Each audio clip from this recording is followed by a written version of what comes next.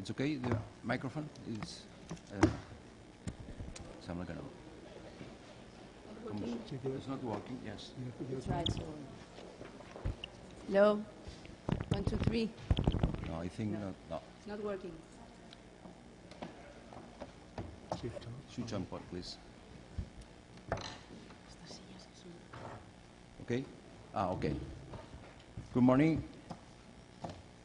Chair of the LERU Thematic Group on Research Integrity, Dean of the School of Law, Director of Bioethics and Law Observatory, Deputy Director, sorry. Dear colleagues and friends, ladies and gentlemen, it gives me a great pleasure to extend to you all a very warm welcome from the behalf of the University of Barcelona. We are delighted to have you here to participate and share in the 11th International Seminar on the UNESCO Universal Declaration of Bioethics and Human Rights about big data in health in the framework of the LERU thematic groups on research integrity. Let me open this event by giving the floor to the Deputy Director of Bioethics and Law Observatory, Professor Itziar Lekuona. Please. Thank you very much. Thank you, Chancellor. Thank you, Tom Hall from Utrecht University and Dean of the School of Law, Professor Pons. I have here with me Professor Royes, who is in charge of the Bioethics Commission at the University of Barcelona. It's our pleasure having you here. Welcome, everybody. For us, it's a very important date because every year, we have this annual date on the UNESCO Declaration on Bioethics and Human Rights. That means that since we have the UNESCO Chair in Bioethics in 2007, we are organizing every year a seminar to analyze and to disseminate every article, every single article of the Universal Declaration that links bioethics, principles in bioethics, and human rights. For us, it's important today because we are going to deal from a practical perspective on a topic that is big data or big data analytics in the field of healthcare, with its practicalities and from an interdisciplinary point of view. It's my pleasure to open this seminar, to thank you anyone to attend this seminar, and we are going to have this seminar in English because we have this year our invited speakers and our invited academics from LERU, from the League of European Research Universities at European level. So it's our pleasure to have LERU here represented, and I wish you an interesting and a fruitful debate for this seminar. Remember that you have the program on the door, and remember that we are going to deal with issues related to research integrity and big data ethics in the field of healthcare. That means that we are going to analyze open data issues, to analyze privacy issues, and at the end of the day, you will have a wide and a comprehensive perspective of what is going on here in Catalonia and in the rest of the European states that are represented here. Let me please say hello and thank you to some LERU colleagues that have come from different universities at European level. Thank you very much and enjoy the seminar.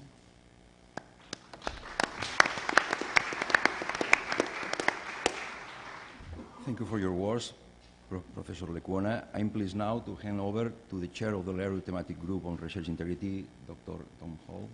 Thank you, Rector.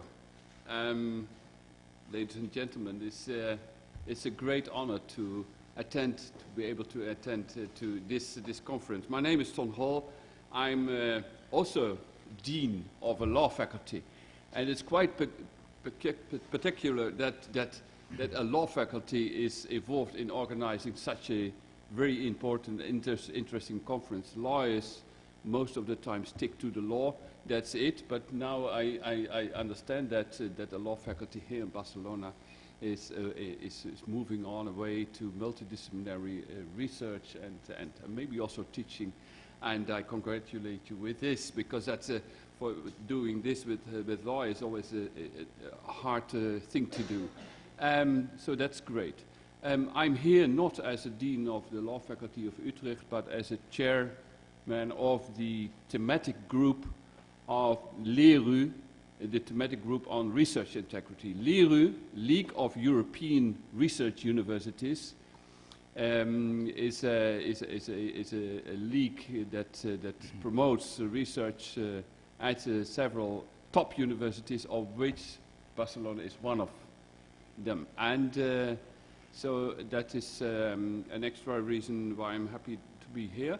My thematic group, I will explain more about this this afternoon, but the thematic group is working on research integrity and talking about big data.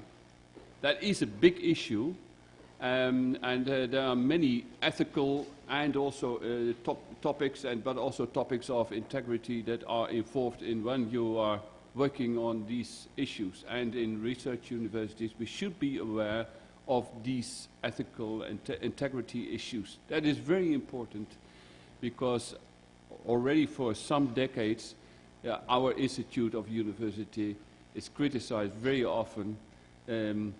Remember what happened in the US past few months, in which more and more people are saying that science is also a matter of just an opinion, and there are alternative opinions that are as valuable as the scientific.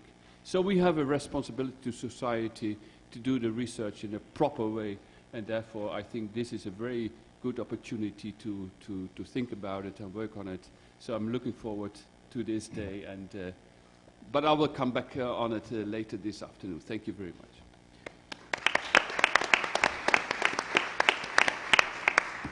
Thank you. Finally, I'm giving the floor to the Dean of the School of Law of the University of Barcelona.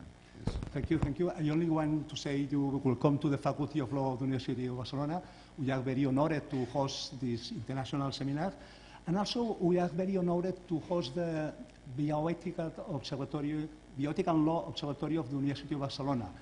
We think that this observatory in the last 25 years, has developed an interesting activity projecting the university to the society and trying to do the real activity of the university, influence in the society, influence in the solutions to the big problems of our society. As Dean of the Faculty of Law, I only want to remark that the law is an instrument and a technique to adjust interests between people. Behind the law, there are people, there are human beings. And the law and the problems of the big data analysis and the problems of the border of knowledge and the problems of interdisciplinary approach always have behind people, human beings. And I'm absolutely convinced that you have shared this position about the importance of to improve the welfare of the people, the welfare of the society. This is also the objective of the university, is also the objective of the Faculty of Law. I only want to say this welcome, and I hope that you spend this day very successful in your activities in Bioética and Law Observatory. Thank you very much. Thank you. Thank you very much. It's a pleasure for me to be among all of you in this seminar about big data in health. Big data is a reality in the society, but big data is not new, especially in health. We already had data coming from imaging modalities such as MRI or ultrasounds, or data coming from computational genomics, to mention just a few. What is new?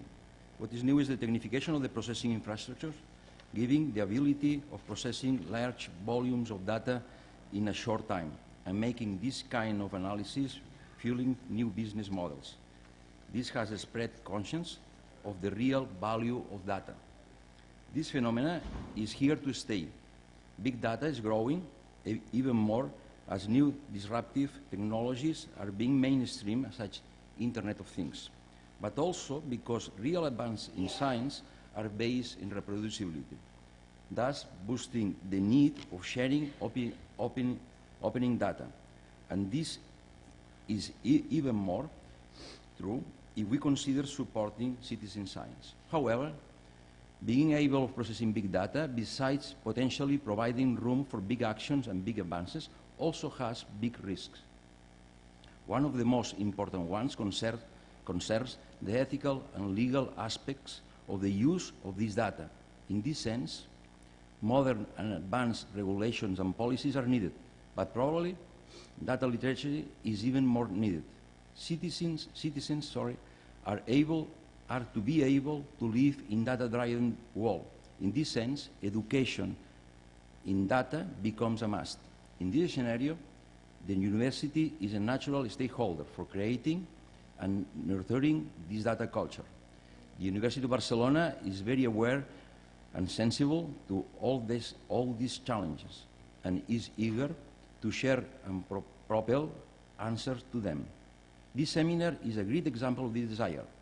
This seminar brings together specialists and stakeholders with the goal of exchanging group practices and advancing in designing the needed solutions. In this sense, I would like to take this opportunity to thank the organizing committee for bringing this seminar to our home. All of you for being here, and especially those of you coming from abroad to share your experience in this forum. I personally wish you a fruitful seminar and thank you for your kind attention. Thank you very much.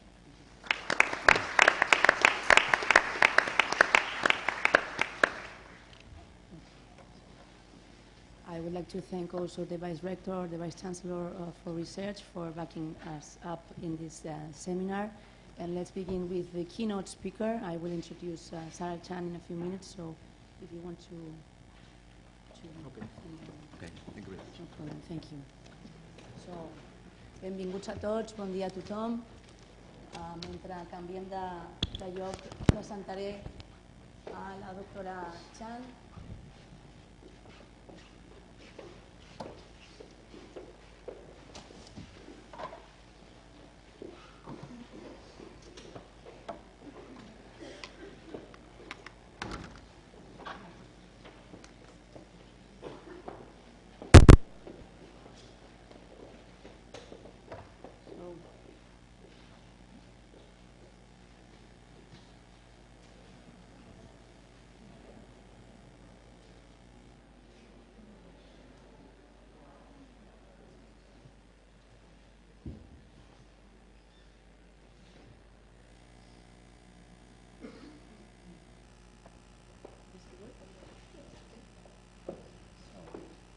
Thank you very much, Dr. Chan.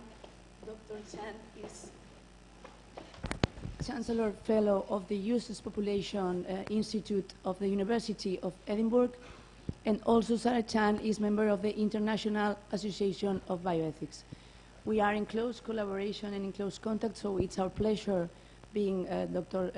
Chan here, and she will give us an overview of what is big data and its relationship with bioethics. So, my pleasure to have here Sarah Chan, please. Thank you. Thank you very much for that kind introduction and for the opportunity to be here. I'm very honoured to have the opportunity to speak on this. Is there a para avanzar la diapositiva?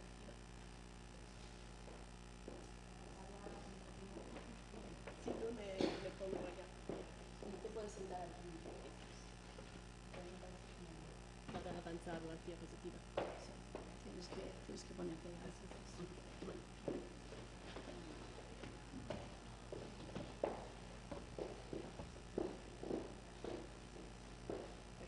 So that I can advance my slides. Big data is changing the way that we live. Every moment we are generating data that can be collected, stored and used in myriad ways. From our social records, when we search the internet, when we post on social media, our health records, when we go to the doctor, when we use our smartphones, even when we go shopping. Our existence in this world creates trails of data footprints. And how this data is used, how this data is stored and by whom, has the potential to transform our world. One of the areas of data-intensive research that is currently seen as most promising is the use of big health data. The use of health records and other data to investigate to investigate human health promises to bring new approaches to the idea of disease, to diagnosis, to treatment, to the practice of public health, and to research and development. Overall, it promises a revolution in the effectiveness and the efficiency of healthcare delivery. At the same time, of course, health data is regarded as being very personal and sensitive, provoking concerns about its use. And in recent years, this has attracted the attention of bioethical and scientific groups concerned with how we use health data. For example, in the UK, the Academy of Medical Sciences and the Nuffield Council have both considered the use of health data in biomedical research and in stratified medicine, and of course here our own Observatorio de Bioética has released a report on the use of big data in health. So the aim of my talk today is to think about the question of what is big health data, to consider what some of the challenges are for bioethics, to consider the challenges for bioethics, and to think about what some of the key issues and ideas are which we will need to address within bioethics in order to meet those challenges. So to give you an overview of how the talk will go today, I'm going to start with a quick summary of what is big health data, using some examples to illustrate how big health data can be used, and extracting some principles about why big data is big, why it is what it is. Then I'll move on to talking about some of the current concerns that are pressing in the use of data and in the regulation of data research. Next, I want to propose that big data research requires us to rethink our approach to research ethics in general, so that the models of research ethics that we have, that we've developed over the past many years, are perhaps no longer the best models with which to deal with the challenges of research ethics in big data science. And finally, I want to offer some slightly more philosophical reflections on what it means for us to be humans living in a world of big data, living in the informatic world. So, what is big health data? Here are some examples of the way that health data is being used today. We may see perhaps that the big data revolution in health and health research really started to increase with the advent of omics technologies. So genomics, starting from the Human Genome Project, proteomics, transcriptomics, you name it, there's probably an omics for it. So the ability to combine large-scale population genomics with health data, biobanking, and other forms of health records allows us to identify new connections that we can only see at population level. To give some examples of projects underway at the moment, Genomics England is running the 100,000 Genomes project that aims to sequence the genomes of 100,000 patients, and they are focusing on patients and their families who have rare diseases or who have cancer, to attempt to develop a new genomic medicine.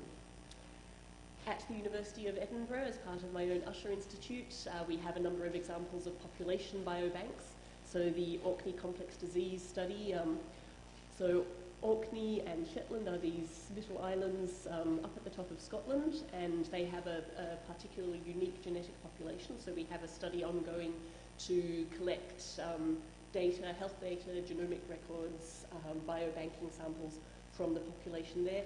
And we also have the rather charmingly named, I think, 10,001 Dalmatians, which is the Croatian national biobank. So all of these initiatives allow us to link different types of data across populations in a way that we have not been able to do before. A very big, a growing initiative in the use of big health data is the advent of what has variously been called personalised, precision, stratified, or systems medicine. Now, all of these terms have slightly different approaches, but what they share in common is, again, the use of big health data in order to provide better health care.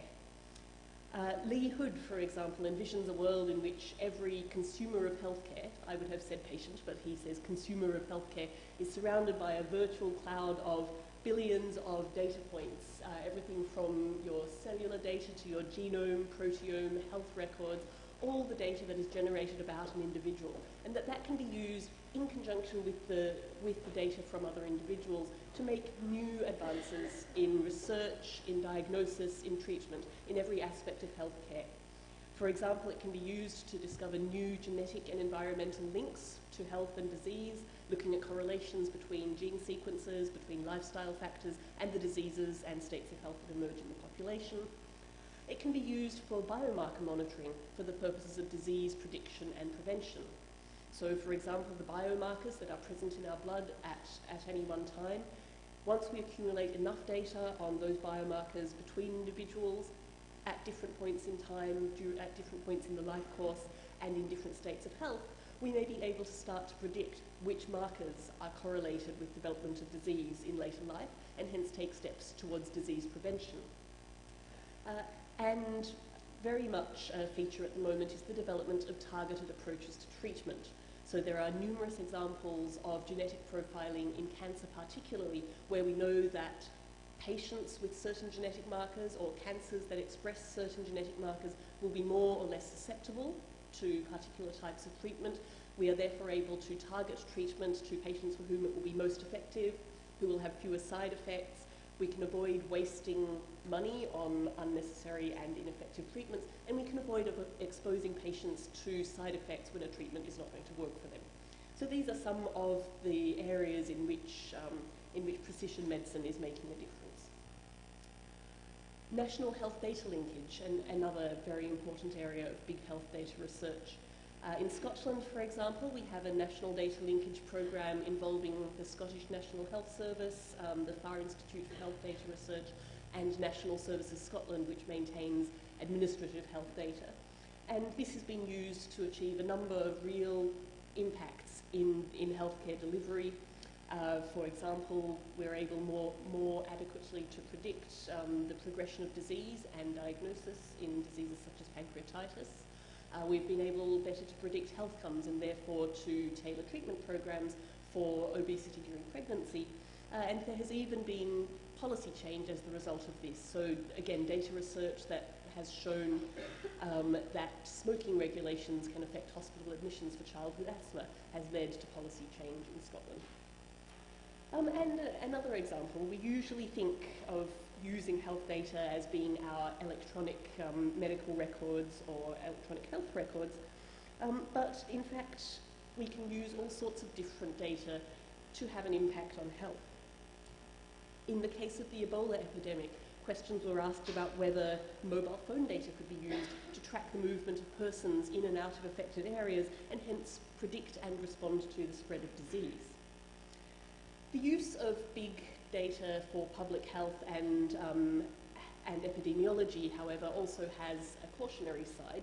So in 2008, Google launched Google Flu Trends, and what they claimed to be able to do was to predict by the terms that people were searching on Google where and how severe flu outbreaks were going to be. So of course, if you think you have the flu, perhaps you're searching terms about symptoms or about cures. So Google said, well, on the basis of this, we can make predictions about flu in the coming season, and on that basis, we can be more prepared with public health response. And it worked reasonably well for a few years, and then in 2013, there was a dramatic failure where they, I think, vastly underestimated the scale of the outbreak, and this was seen as a tremendous failure for big data. So it is fallible. It wasn't entirely a failure for reasons that we would need to go into the analytics to talk about. But we do need to be cautious about the ways in which we are using big data predictions. So, what makes big data big? I'm going to say it's perhaps three things. It's more than we can analyse manually, so it requires new methods, new informatics methods, new computing methods for analysis. It's big in the sense that it combines multiple sources. So not just your electronic health records or electronic medical records, but also social, administrative, research and development, consumer and supplier data. All of these sources can be used to conduct data-intensive health research. And it's big in the sense that it has multiple inputs. So not just your electronic health records, but also your own personal data. your input from personal devices, for example. I don't know how many people have an iPhone. If you have an iPhone, you may have noticed that it has a step counter. So I only discovered this on my iPhone very recently, but my phone actually knows how active I am in a given day, and possibly could be providing that information to, to all sorts of other sources. E-health devices for personal health monitoring. So the use of e-health devices to allow patients to input real-time information about their health, to receive information and treatment advice. All of these can be used as sources, as data inputs for big health data. So in this sense, big health data is inextricably linked to the digital revolution, to the idea of the web N.0, not just 2.0, 3.0, etc., and the personalised cybersphere. So it is inextricably connected to who we are in the digital world. These aspects of the bigness of big data have also been described in terms of what has been called the 3 Vs. So the volume, the amount of data there is, requiring new methods, velocity, the speed at which data is being accumulated, and variety, which is the different sources and the different inputs. It's also been suggested that what's new about big data, what has transformed it into something more than simply ordinary data, is the idea of data as having value. And we can interpret that in different senses. Many people have interpreted it in the sense of economic value, but there's also the value to research, its value to science, to society. So the Nuffield Council report on linking health data describes data as a valuable resource that may be reused indefinitely in other contexts, linked, combined, or analysed together with data from different sources. So it is that connectivity that provides the value. And these features of big data together, I think, are what lead to the particular ethical concerns that are emerging today. So, what are these? What are some of the current issues that are most prominent in the world of big data and bioethics? The immediate conventional concerns, I think what most people think of as soon as you say your health data, we want to use your health data, are about whose it is, who does the data belong to, who can access it, how can it be used. In other words, concerns about privacy, data security, and control of data. Health data is obviously potentially sensitive, but there are bigger questions about what in fact constitutes personal data. I mentioned the different sources and the different inputs. To what level do we regard our simple existence in the world as something that is private, something that is confidential and sensitive, when in fact so much of what we do is public, is observable? Who should have control over our data? Should we even be talking about our data in terms of personal ownership? What's the role of consent? If health data is collected about me as a patient, is my consent required to use that in research? Our standard ideas about particularly biomedical research is that consent is the most important principle of conducting research. But how does that apply when our data is one of many, many data sets out there that only makes sense when taken together? So what's the role of our consent? Should it be necessary? If I give data for one purpose to one project, can that data then be reused with or without consent? In terms of confidentiality, this is another aspect of control of data that we are often concerned about. Clearly, we regard personal health information, patient records as confidential. So how do we reconcile that with the use of health data for other purposes? One of the solutions to this that's often raised is the possibility of anonymization, that once you are no longer personally connected to your data, then it is less of a concern, that confidentiality perhaps is less of a worry, and that consent is not required. But of course, anonymization is, if you like, a double-edged sword. On the one hand, the more you remove identifying marks from the data, the less useful it becomes. If my health record is completely dissociated from my identity as a person, the possibility of being able to link that data to other aspects of my life, for example, my social data, data about my lifestyle and behaviour, all of those sorts of things, the possibility of using those data linkages to understand more about the intersecting factors is lost. The other problem, of course, is that anonymization can only go so far. So exercises in re-identification, both of personal data and of biological or genomic data, have shown that it's actually, even when you remove certain features, if you remove a name, that's not enough to de-identify. If you remove other features of the data, it's still very easy to go back and, with a few manipulations, to re-identify who that person is. So there's the paradox, if you like, that in order to make anonymization complete, in order to remove any link that we have with the data, we also erase just about all the usefulness of having the data in the first place. There are concerns about who should have access to the data, whether, for example, data that's collected by your health service provider should be made available, and to whom? To health researchers, to the government, to companies, to insurers. And not only are there questions about who should be allowed access, but who might gain access illegitimately. So how personal data can be protected, how it should be protected, and what we do if there is a breach, a potentially harmful breach of data security. So these are the problems that we're grappling with now in terms of what the best mode of ethical governance of big data research will be. These issues also extend not just to ideas about simple health data, but also what data is collected and how it's used. So I mentioned e-health and personal devices for data collection. What are the implications for privacy of being monitored in this way?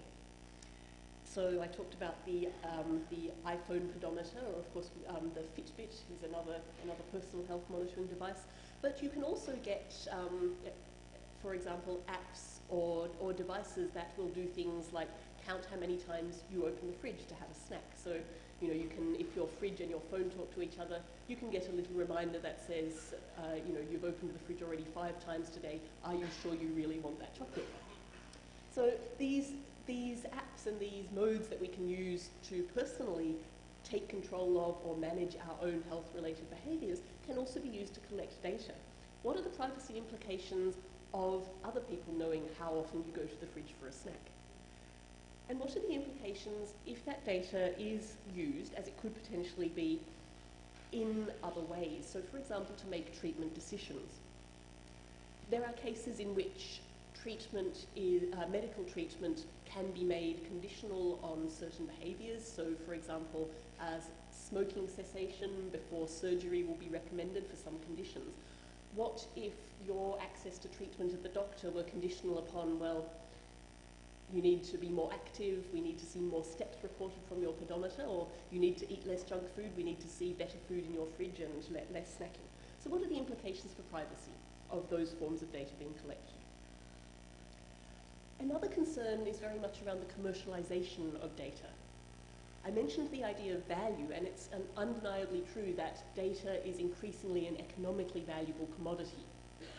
So we need to think about how value is being created in big data, how this value is being realized, and to whom the value flows.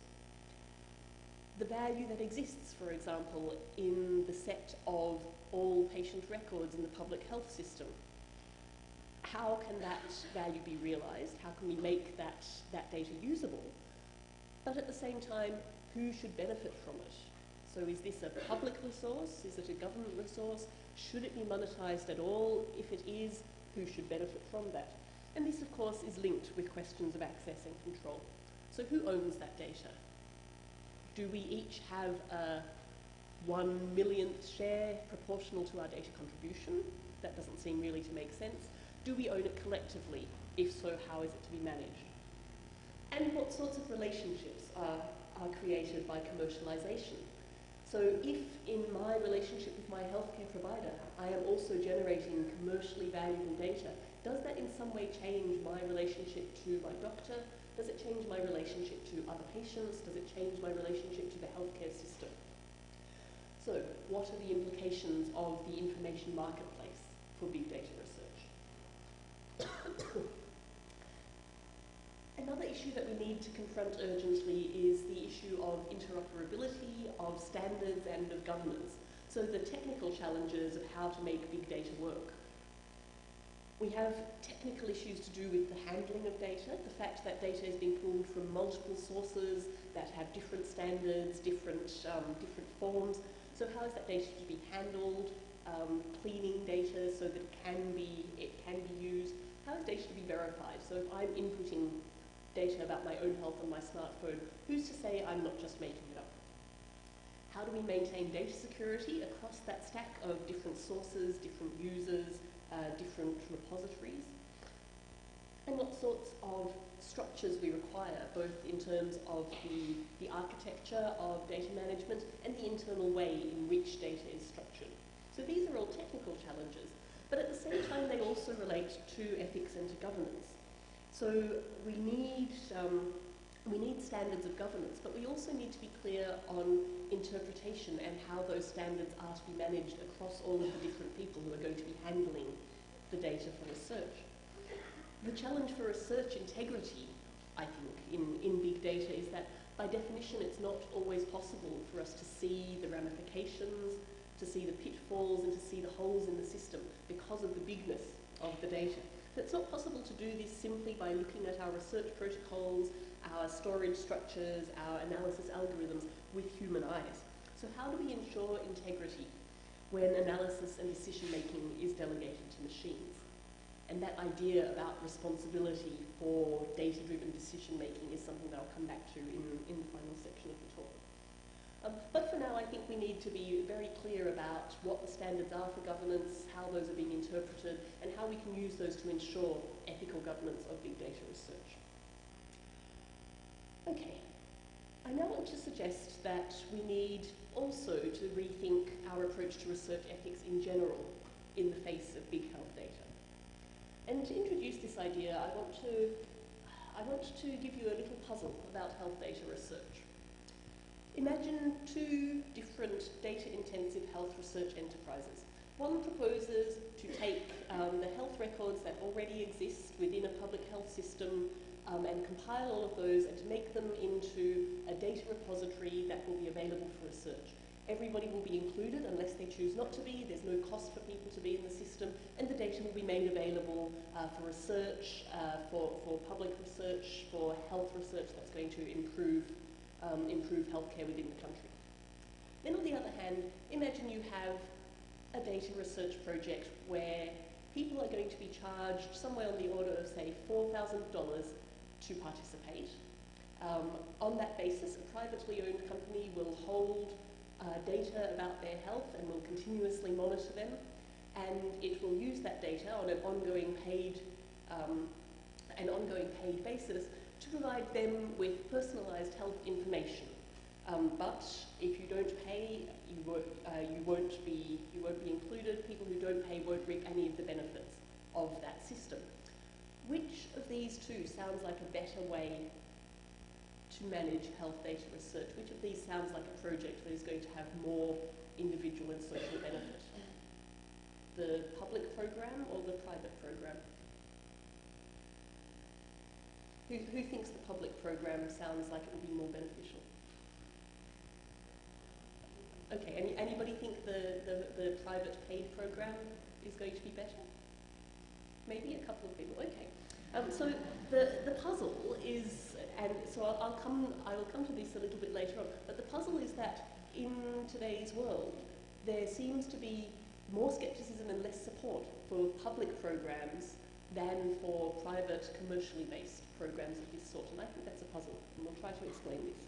But to solve this puzzle, I think we need to go back to thinking about the whole framework that we have for research ethics and where this has come from.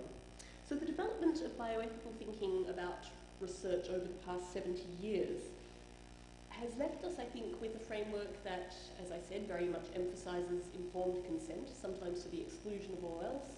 And the focus actually, although we say it's consent, it's not so much consent as refusal. Our right to say no, our right to say, I don't want to be part of this. And this framework has been largely developed in the context of historical researches that were perpetrated in the guise of biomedical science. But I'm going to say that perhaps those concerns and problems that were foremost during this history of development have shaped the ethical framework that we have in certain ways that may no longer be the most appropriate for thinking about new forms of research, such as big data. So the implication is very much that research is something from which participants must be protected, so something which people should have the right to say no to. But I think a new model is required. The principles of protecting participants and respecting autonomy are still important, but perhaps they're not the principles that are most at stake in big data research, at least not in the way that we have understood them. The evolving landscape of science and medicine repositions patients not so much to be passive receivers of treatment, but active agents who are making choices about treatment, who have a role in driving science through demand, both political and consumer demand, and whose activities in this role are very much facilitated by connectivity and access to information. So the ability of patients to connect, to form groups, to access information via the internet, to communicate with each other and to mobilize has led to this shift in the role of the patient within biomedicine. At the same time, new forms of health research are problematizing our model of research ethics. So the use of human biomaterials, research at population level, and of course data research, health data, genetic and social data. All of these suggest that the model of research ethics that has been developed in response to what we might call standard clinical research is not adequate to deal with these. And these changing needs, as I said, demand a new approach to healthcare and to health research, which are increasingly, particularly in the data science world, becoming the same thing. You visit the doctor for treatment, information is collected, that information is valuable for research. So the fields of healthcare and health research are increasingly beginning to overlap. These changes, as I said, are beginning to manifest across various spheres of biomedicine, healthcare and innovation, but big data brings them into sharper focus. Within the field of bioethical scholarship about research ethics, it's been proposed that perhaps another way of thinking about research and research participation is not to focus so much on protection and consent or refusal of the individual, but to think at a broader social level, to think of research or science as something akin to a social contract model, where we recognize that science is of value, that it produces public benefit, conduces to human welfare and to the good functioning of society.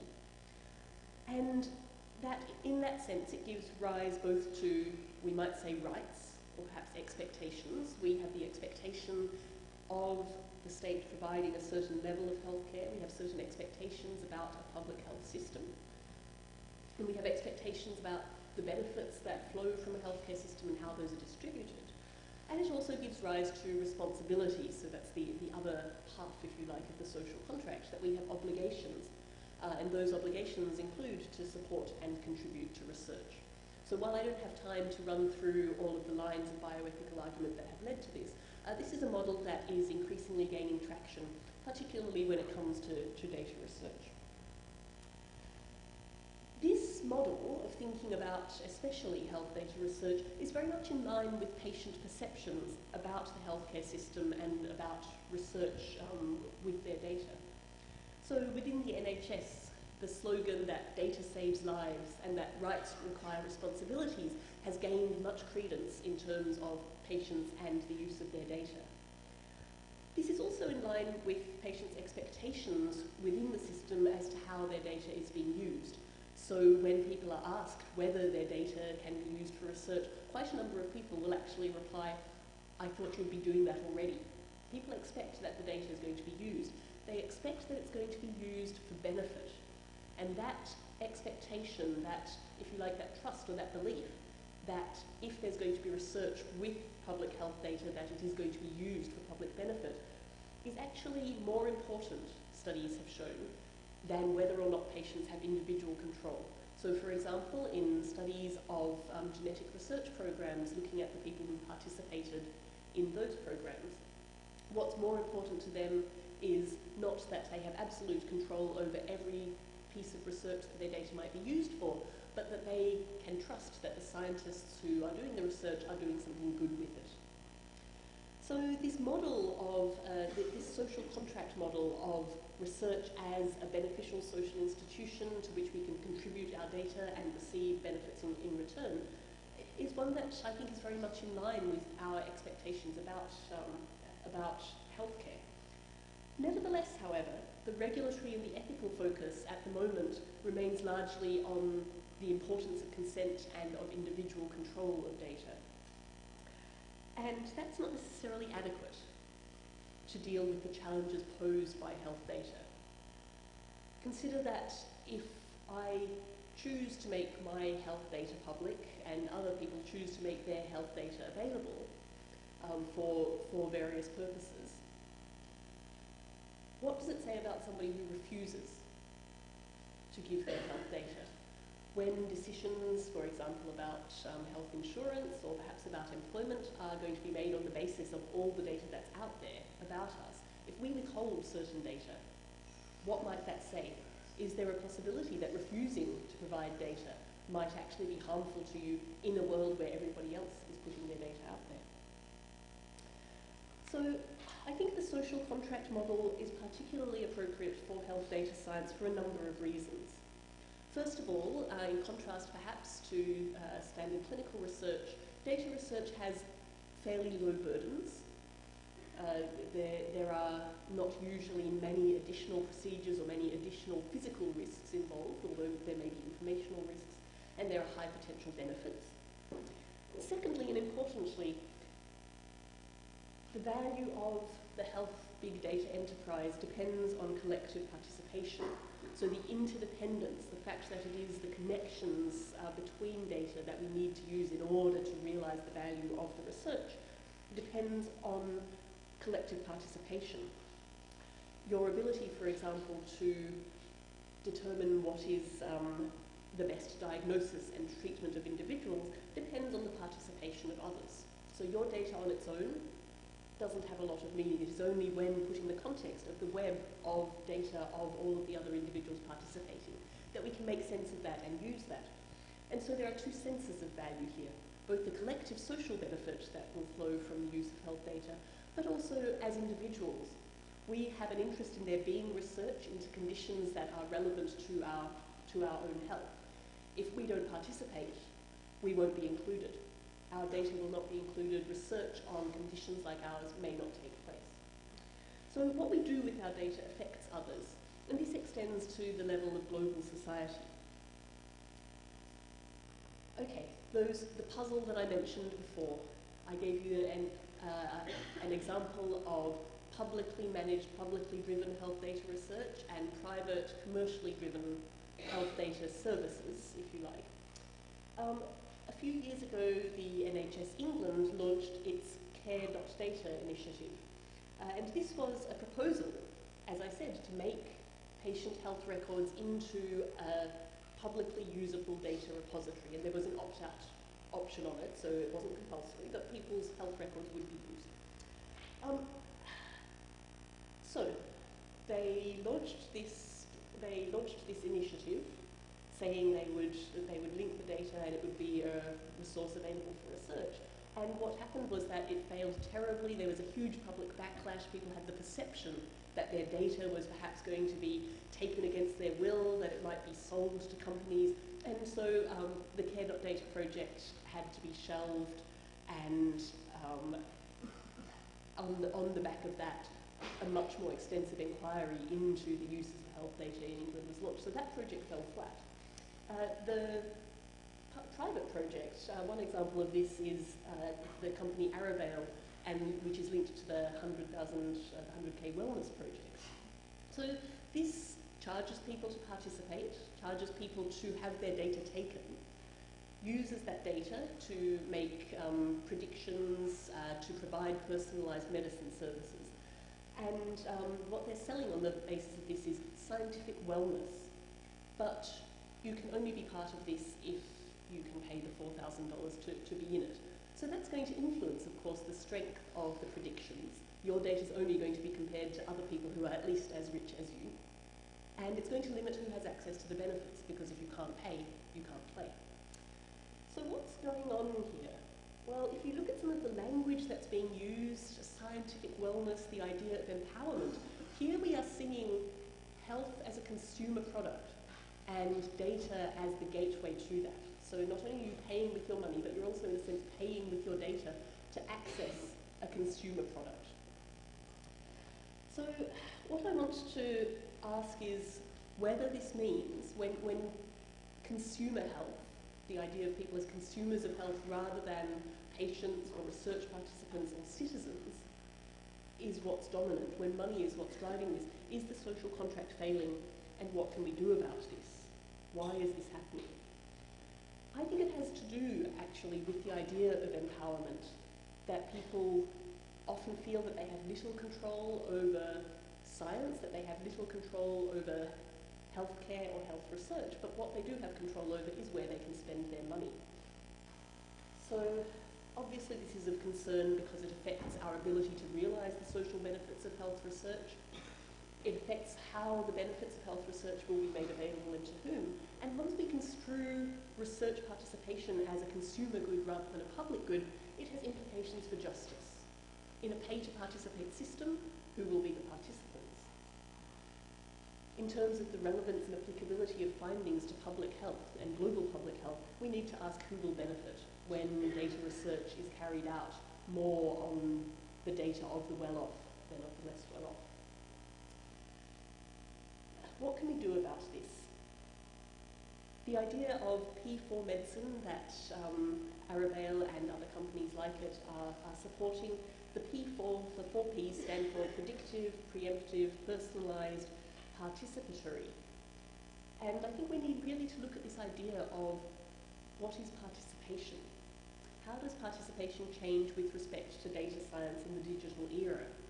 I said that people feel that they lack control over healthcare, they lack control over science, but perhaps they have control over, they have ownership, both in a financial sense and in a control sense, over where they spend their money. And so we need to think about whom is science by, whom is science for? Why do citizens feel disconnected from healthcare and from science in such a way that they feel more empowered to act as consumers than as scientific citizens? And I think that is something we need to address. Okay, I want very quickly just to say that we need to think beyond health. Our focus as bioethicists with respect to big data has been very much on health, and that's perhaps understandable, because here lie the most obvious benefits and perhaps the most obvious dangers. But an ethics of big data requires us to think beyond health. I think we have a bit of blinkering going on, a bit of health and research exceptionalism.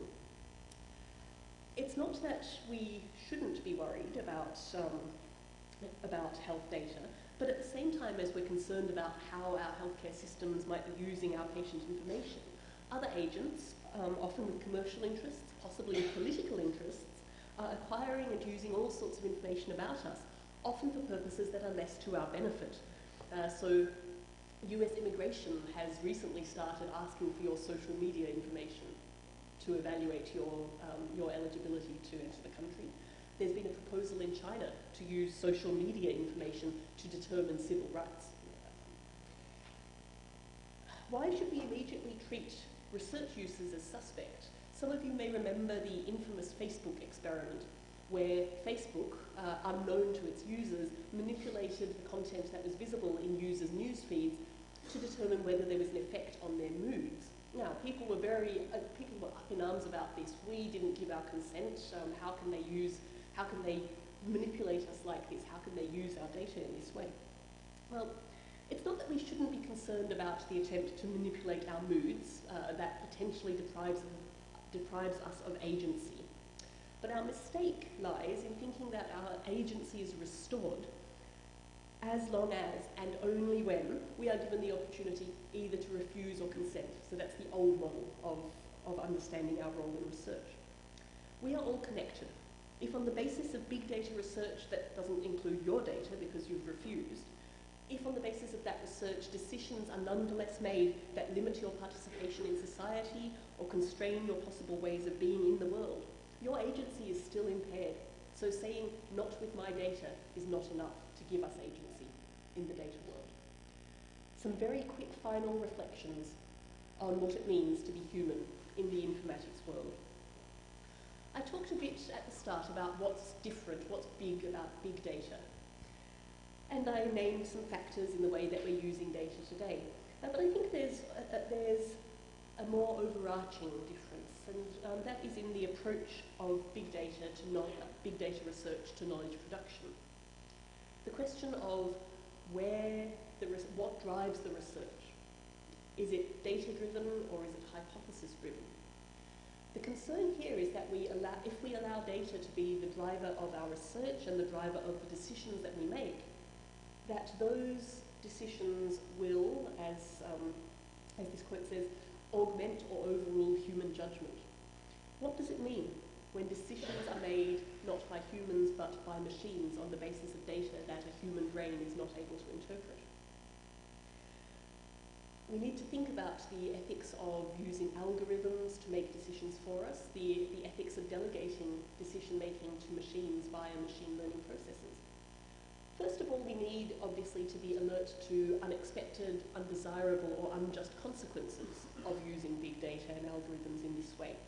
So, for example, if eligibility for treatment, or the funding of treatment, or the direction of research is shaped by the use of big data, if certain people become ineligible for treatment, if certain treatments aren't funded, if certain conditions are not researched on the basis of big data-driven decisions, what are the possible consequences of this? And do we need to be alert to those and say, even though the data pushes us one way, we need to resist that?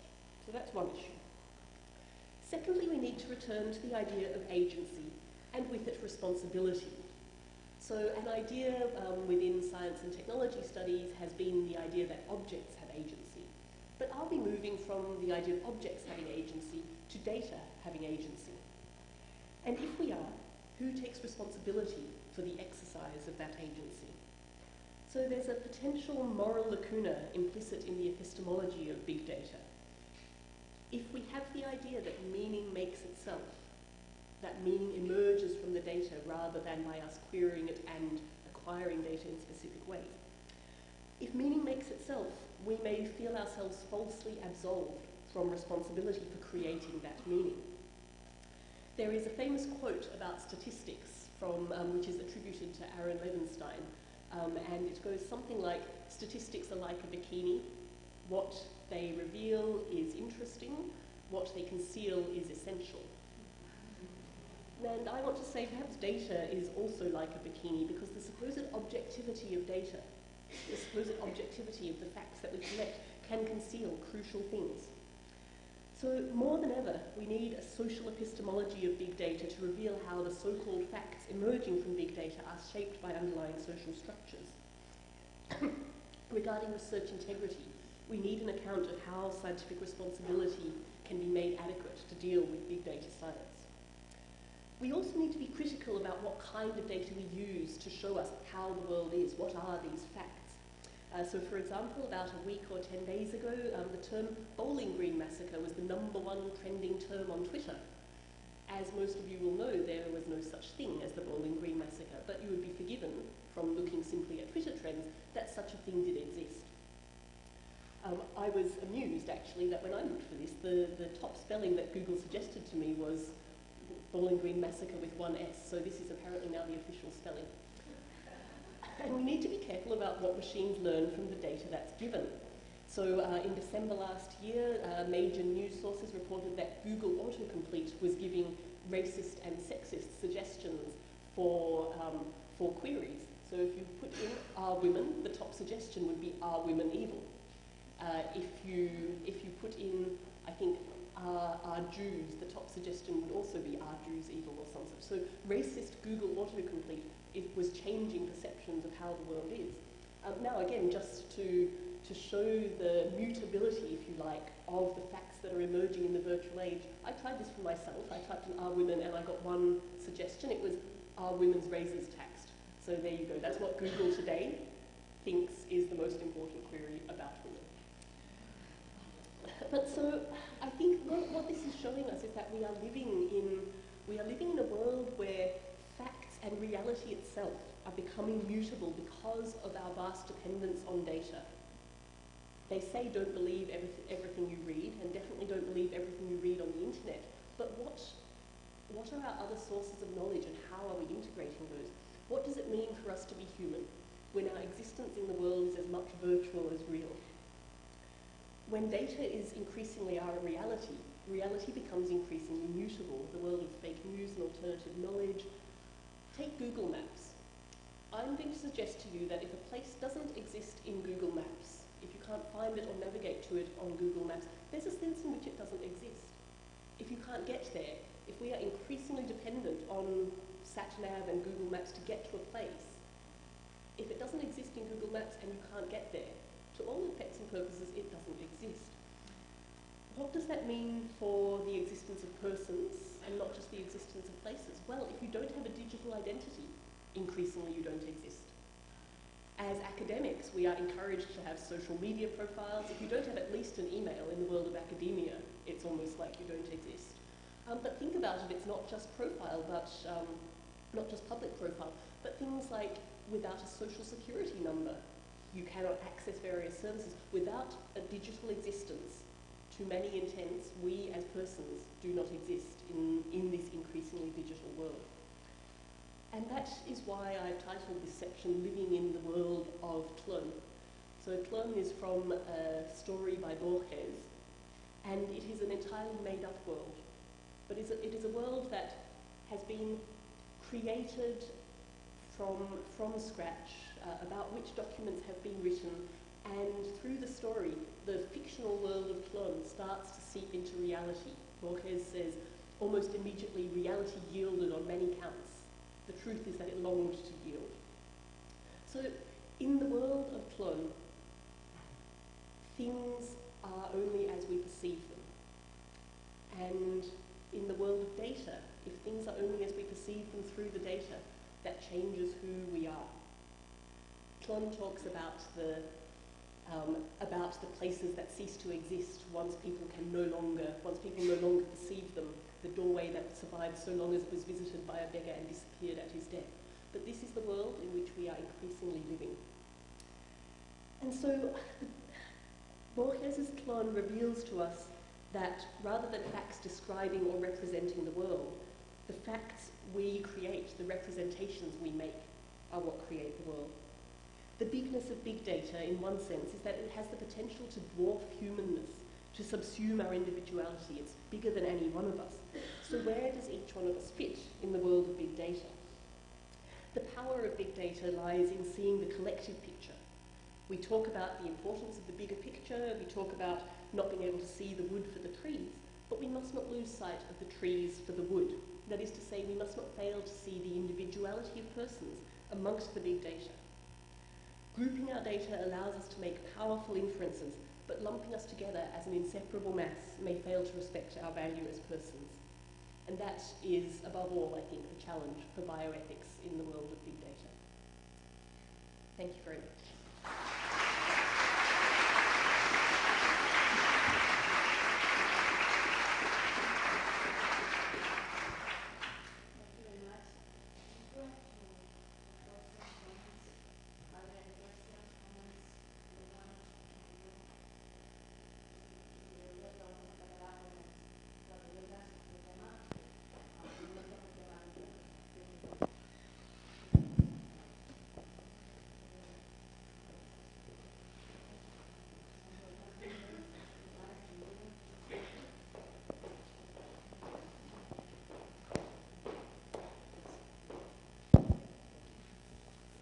Thank you very much for a fascinating talk. My name is Kathleen Maas. I'm the Chief Policy Officer of LERU. It's an organization that your university and Barcelona are both a member of. My question is, what are we doing and should be doing to get this message out at the European level? That's where I work, at EU lobbying.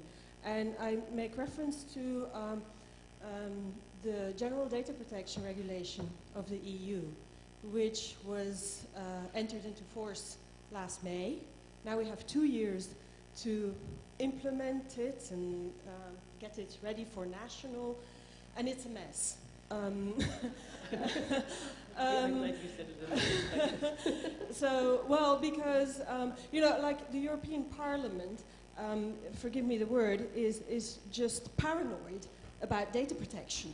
And they're not very well informed. And I think it's very good that data protection is there and should be there, but we should do it on a scientifically and, as you're saying, morally justified ground as well. The debate right now is not that at all. So therefore, we now risk having all kinds of local, national differences and regulations, which will actually make it very difficult for researchers to comply with all different kinds of regulations. So the beauty of the possibilities that are offered might be threatened in this way. So I think it's really important that we speak up on this issue.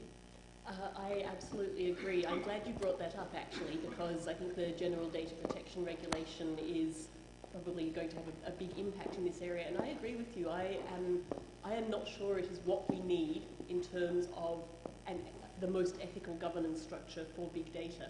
So, I mean, I talked about the problems with standards and interoperability. I think we're going to have exactly that issue with the data protection regulation. Moreover, I think the principles that are driving it are still very much those older ones about individual control, about autonomy. And as I hope I've shown, I don't think those principles can any longer be the ones that drive our approach to the governance of data research. As far as what we can do, it's a very difficult question. I think part of it is a change in the way that we view data research as a whole. I mentioned the example of care.data, which I think one of the reasons that it failed was because it was very much focused around individual control and how we were going to be deprived of that.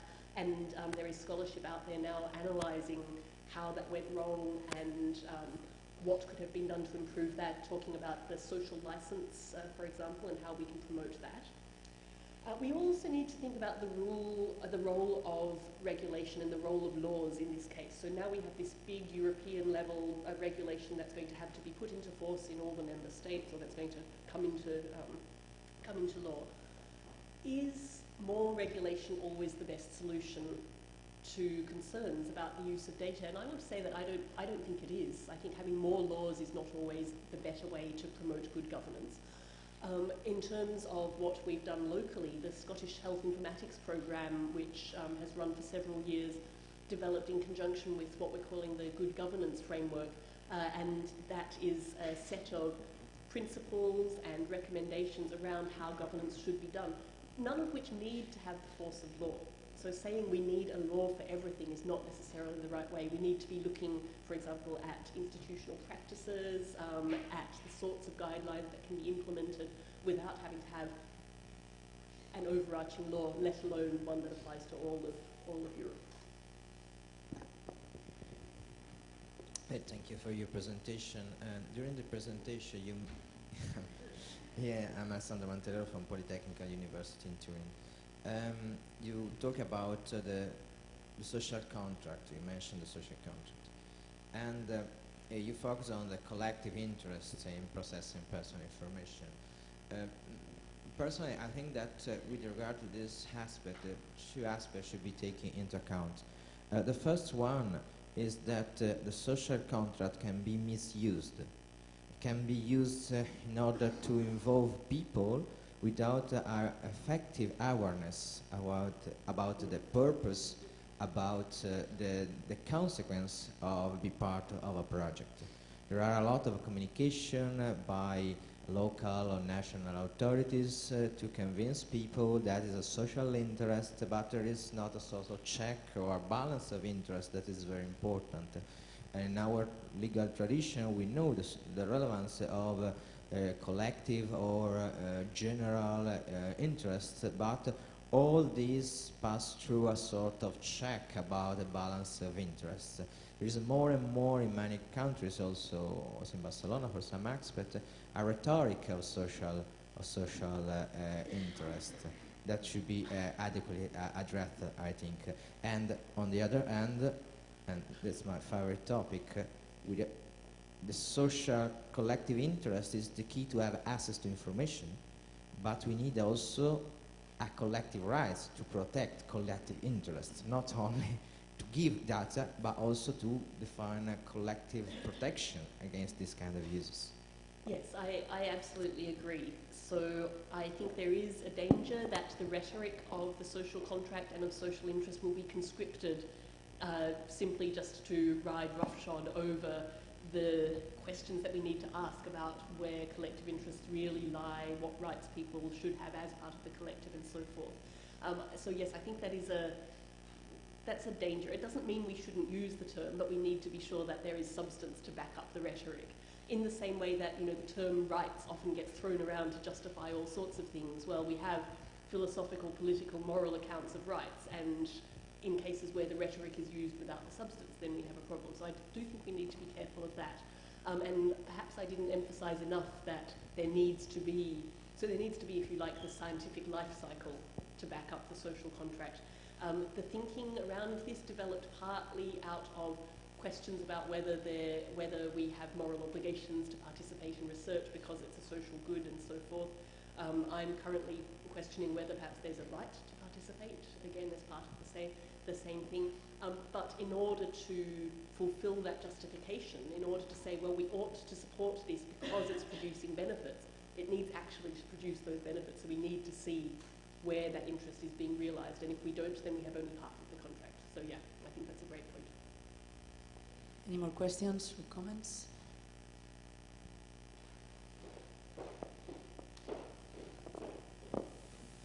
Yes, thank you for a very interesting talk.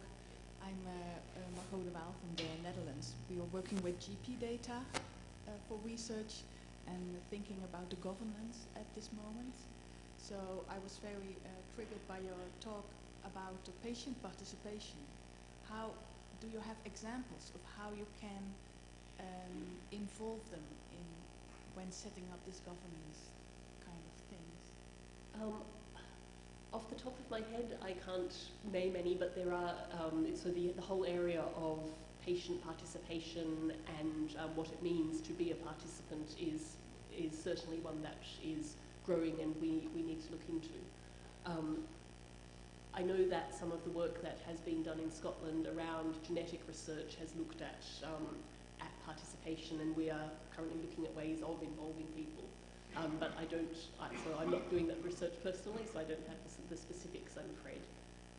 I can certainly have a look and try and send you some more specific references. Thank you.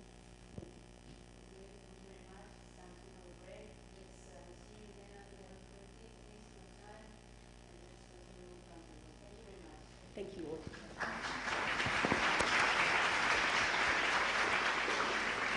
We have to stop on time at 1:30. So thank you very much again for being here. I will be moderating this round table. It is my pleasure to introduce first Professor Marc Villagarcía from the University of Barcelona. He is going to explain us what happens in genetics, in genomics related to big data. I'm not going to introduce right now everyone. Later I will do the same.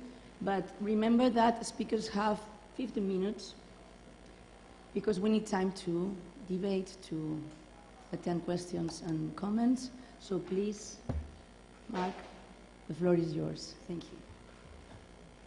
Thank you very much. Good morning, everybody. I'm going to present on the framework of this seminar some of the challenges and the risks from a bioethical point of view that we face when we work in human genomics. That's what I do for a living. In the last years, the field of genomics has experienced a revolution, a technical revolution, that has allowed to sequence full genomes at a very competitive price. So if we see here the cost of sequencing a genome, at the beginning of the 2000s was around $100 million, and now by 2015 the cost dropped down to about $1,000 to sequence a full genome. The Y scale is in this graph is in logarithmic scale, so imagine that the drop in the cost of a genome has been substantial. So this is great for us because we can generate more and more sequencing data at cheaper and cheaper prices.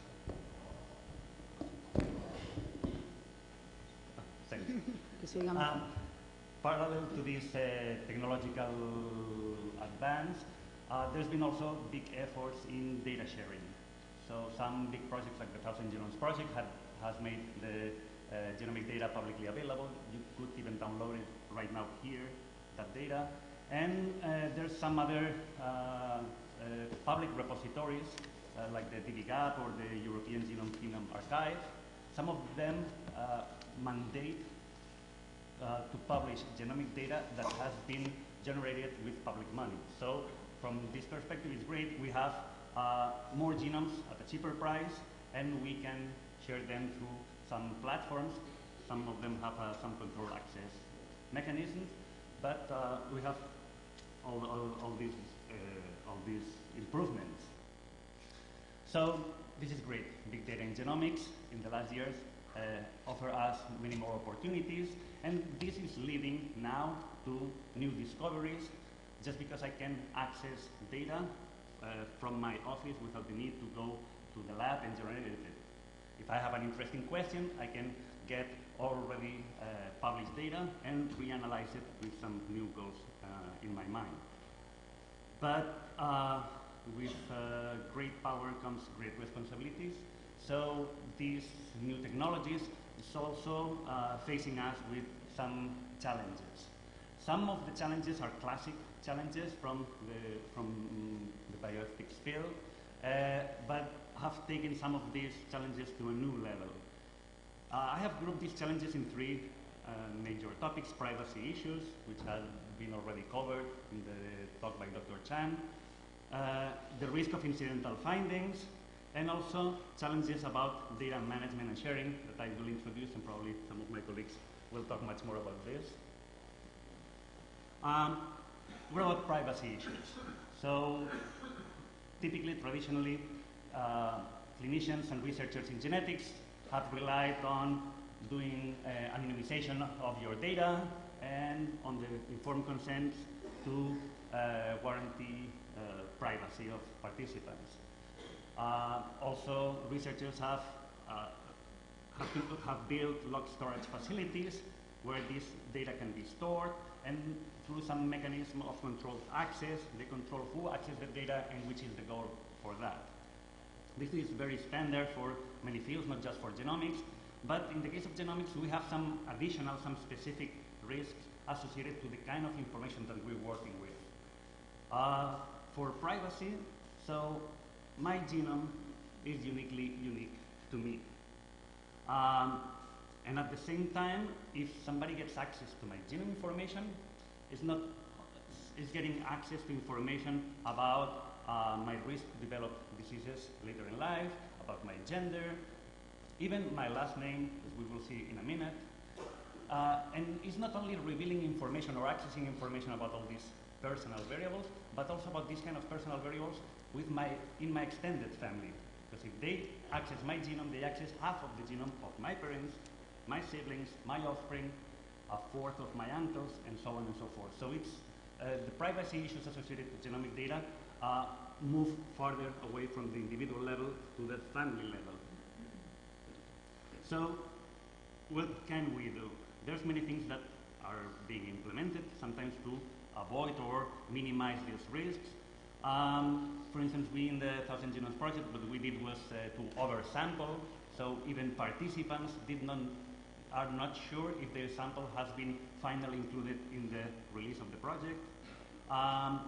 Some projects do not collect personal data at all. They just describe genetic variation. Some databases only provide aggregated data, that is, not individual genetic variants, but allele frequency, the frequency in a group, the frequency in a population, or the presence or absence of a certain variant. That's a way to protect privacy of participants. But sometimes technologies goes faster than what we can think, and new techniques, new methods to squeeze information out of data are being developed, and we have to be aware of that. For instance, in Europe may not be that popular, but in the US there are like big hit. There's lots of genealogy and genetic companies that offer genomic services. You scratch your mouth with a swab, you send it over the mail, and you receive the results either by mail or through a website, and they inform you about your genetic ancestry. In addition to that, there's free databases where you can throw your data and your last name and start meeting long-distance relatives that you did not know. Overall, these websites have information of more than 100,000 individuals that represent more than 30,000 last names. So that's a lot of information, genetic and personal, and other kinds of personal information. And that's public. So with this in mind, there were a group of researchers at Cambridge that took 3 genomes, some of the personal individual genomes that are publicly available, and they extract the Y chromosome, that's the paternal line, the one that's inherited from male parent to male offspring, and cross-reference this Y chromosome data with some information on the genetic genealogy databases. And what they found is that out of these 3 genomes, they could have a robust assessment of the last name of one of the genomes, and the last name was Venter, which actually was Craig Venter's genome. So in this case, that was not a privacy violation. They already knew who was the owner of each one of those 3 genomes. But in a blinded way, they could guess an independent, they could guess the last name in an independent way. So after doing that, they thought, okay, we've done that with personal genomes. We already know the first and last names of these people. We know who they are.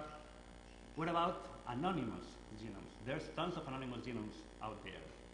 And they took 10 individuals, 10 male individuals from the CEU population.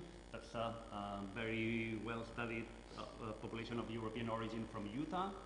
And using the same approach, they extracted the Y chromosome, the paternal lineage genetic information. They crossed it with genetic genealogy databases.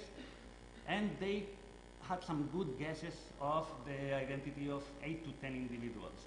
But then, extending this search to other public resources online, like Google, something as fancy as Google, or local newspaper obituaries, they could fully identify first name, last name, date of birth of 5 of these people, and partially identify more than 50 individuals in the CEU population. So sometimes, regardless of all these firewalls that we set, there's breaches, there are gaps that can be used. Another kind of risks are incidental findings. So we are all carrying tens, if not hundreds, of genetic variants that are associated to some disease, some of them with a high clinical impact. When we're doing traditional genetics, we may find some incidental findings that we were not expecting, but when we're analyzing the full genome, we have the potential to identify them all. So some people say that we cannot talk about incidental findings anymore. We have to talk about anticipated secondary findings, because we have to anticipate that they will be there.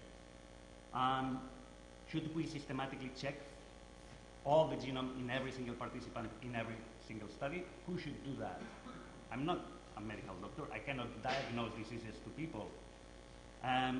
Which incidental findings have to be shared with participants, and how? We're still kind of lost in that. People in clinical settings, in clinical genomics, have already developed some guidelines, but in basic, in epidemiological research, we had no clue how to proceed.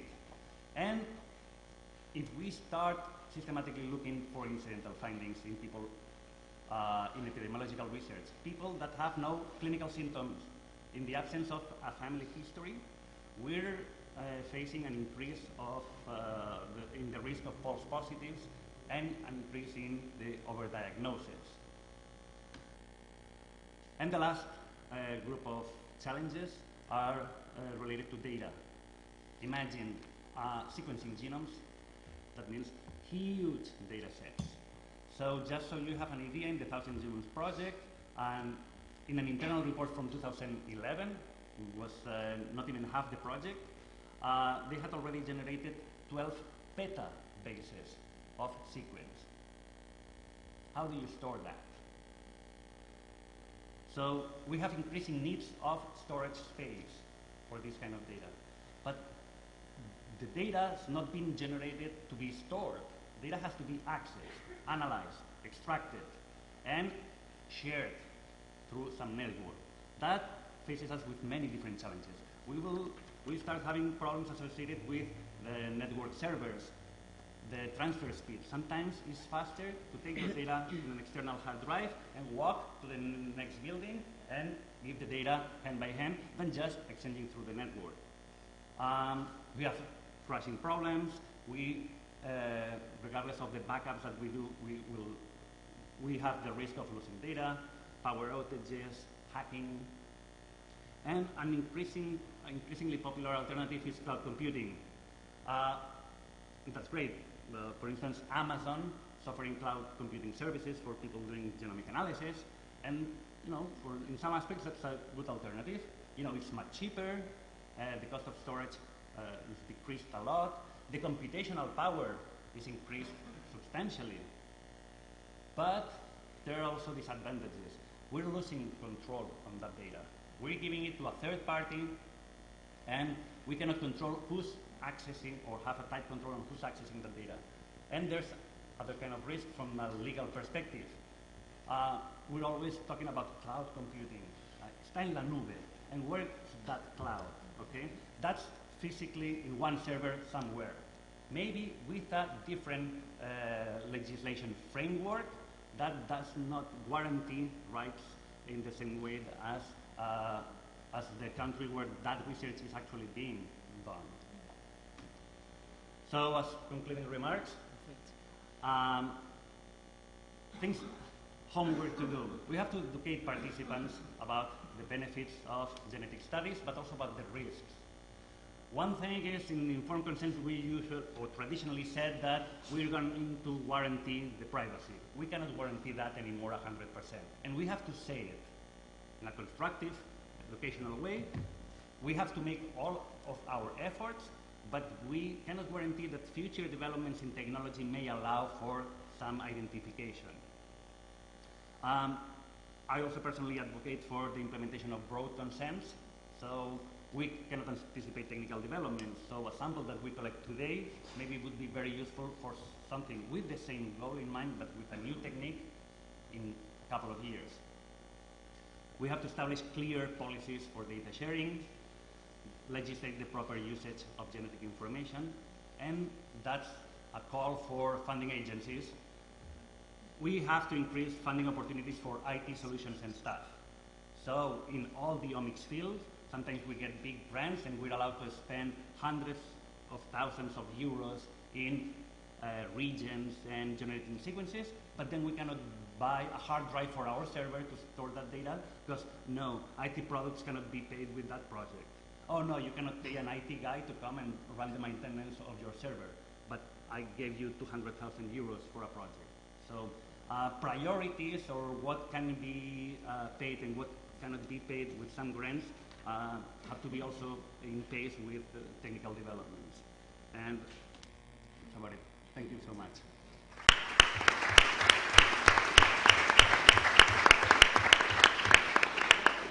Thank you very much, Dr. Villa. On time. So next speaker, I have the pleasure of having here Professor Carlos Castillo. He's the head of the unit of data science, at Eurecat, a research center here in Catalonia, and he is going to speak about data mining and privacy issues. Thank you very much. Hey, hello, good afternoon. So I'm going to go in depth in one particular topic, which is data anonymization. I work as a data science in the data science team, and this is joint work with Michele Gentili, who's in the audience, and Sarah Hayan, both in Eurecat. Now, I want to explain what's data anonymization for a non-technical audience, and it was mentioned, and everybody speaks about data anonymization, so I want to really help us understand what it is. So, in this room, there is a person has between 20 and 40 years old. Around you, there is a person who is between 20 and 30 years old. Try to spot the person. He or she wears glasses. He or she wears glasses. 20 or 30 years old wearing glasses. It's not me because I'm excluded by the first criterion. It has dark hair. It's a person with dark hair, 20 to 40 years old, 20 to 39, dark hair, glasses. It's a man. It's a man. Okay? It's a man. You have a few candidates, I think. Right? So be careful, Carlos, you are. It's a man, and it's not wearing a collar. He's not wearing a collared shirt. Okay. Do you fit the description? Can you raise your hand if you fit the description? Yeah, okay, we have two still, okay. So what I want to say with this exercise is as a simple thing that brings texture to anonymization, is that first, the more data you have, the more you can identify a single person. And some of these data are more useful than others. There's lots of people that have dark hair, and there are lots of people in their 20s and 20 to 39. So some of these elements bring a lot of data, others of these elements don't bring so much data. Now, I think it's something interesting, apart from this exercise as a motivation, is that there can be many, of course, there are always security breaches in companies. And it's interesting that about 4% of the breaches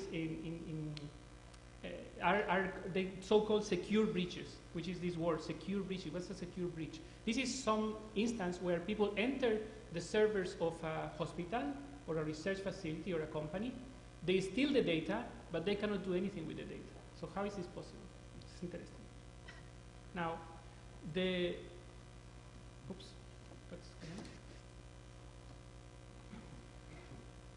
It's a punishment of speaking about the privacy of our invited. Okay, as we are in a law school, I have to show a scale. And there is this privacy utility trade-off also when you speak about anonymized data, which I think is very important, right? So what's a way of having perfect privacy, right? You have perfect privacy if you have no data, right? Of course. And what's the way of having the maximum utility for data mining, for data science, for research, is when you have complete data. So what I want to show is that there is a middle ground, and that is useful for many things, which is the usage of anonymized data, right? Now, in general, speaking of anonymized data, how do we find this equilibrium between this no data and all the data?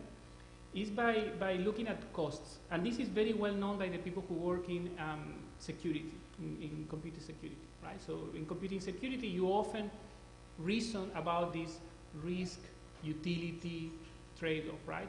So for instance, if you want to log into a Gmail account, using a password is okay, it's very easy, but it's not very secure. Having two-factor authentication where you also receive an SMS is a bit of more of a burden when you log in, but it's more secure. But maybe if you have also a physical token, it will be even more secure, but there will be less people who will use Gmail and so on. So as you add more steps to make your data secure or to make your data private, you also make things harder for you. So people always try to find this equilibrium between these different aspects. Now, as the previous speaker mentioned, given that we have free and large amounts of massive data, for instance, from social media, from the web, from public sources, like we have so much public data available, it is impossible to guarantee the anonymity of a single individual. What we can do, however, is to have very large costs of re-identification. So impose a big burden over the people who want to find out who this person is. So if you need like really to spend months finding out who each individual is, then perhaps having access to this data is not the cheaper way of doing that. You could hire a detective to follow this person around and figure out what you want to figure out. Right? So there are alternative attacks. And what we want to do is that the release of this data does not decrease the cost of those attacks in your privacy. And of course, the idea is to ideally you want that you have a data breach scenario with no loss, right? So people get all your data and still they have nothing that is personally identifiable. Now, in general, when we do anonymization of data sets, sometimes health data, sometimes other kinds of data, we start by doing a privacy analysis, which determines what are the risks of de-anonymization.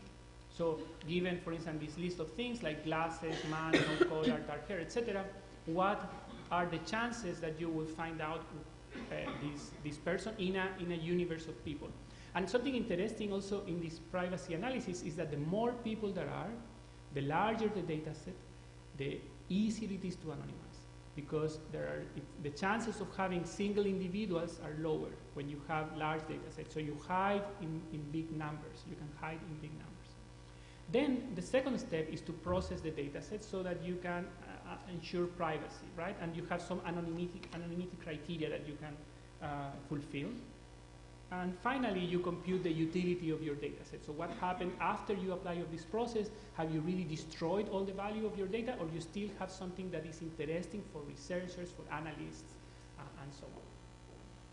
Now, typically when anonymization requires you to know a lot about each of the attributes in your data. This will be if you're thinking of a data table with all your patient data or survey data or genomic data.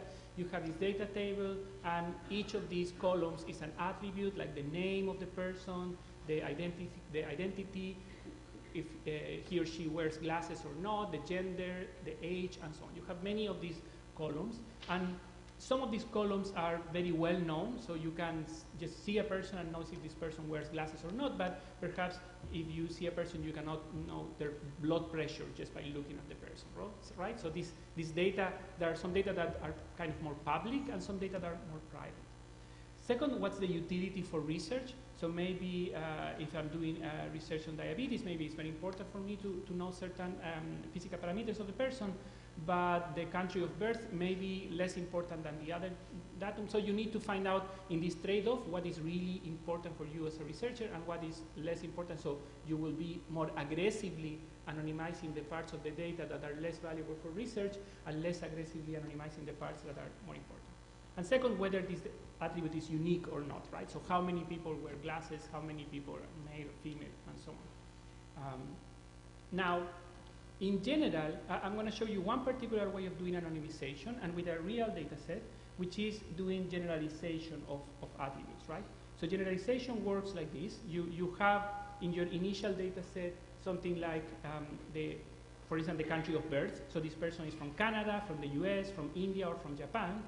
And then as you anonymize more the data, you're going to replace this information with more general information. So instead of saying whether you're Indian or Japanese, I'm going to just say you're Asian. Okay?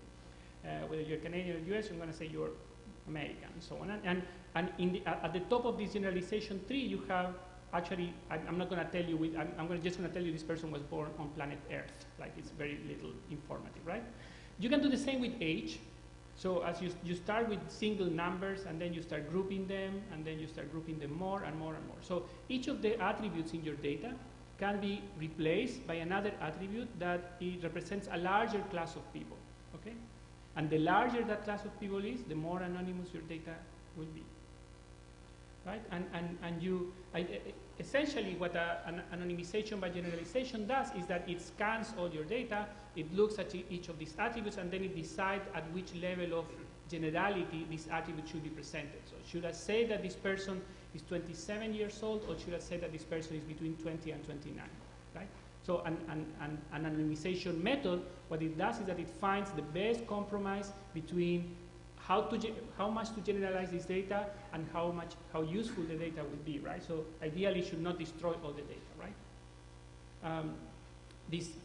For instance, the criterion of k-anonymity, which is also a mathematical guarantee that you can provide after processing a data set, tells you that after you have processed this data, whatever person you find will be equal to other two people, right? So you will be having groups of 3 people or more in your data instead of single individuals, right? So this is the anonymized data set, and this is the original data set. And as you see, in some cases you have to give up a column entirely because people are too unique according to that column. In other cases, you just do small changes.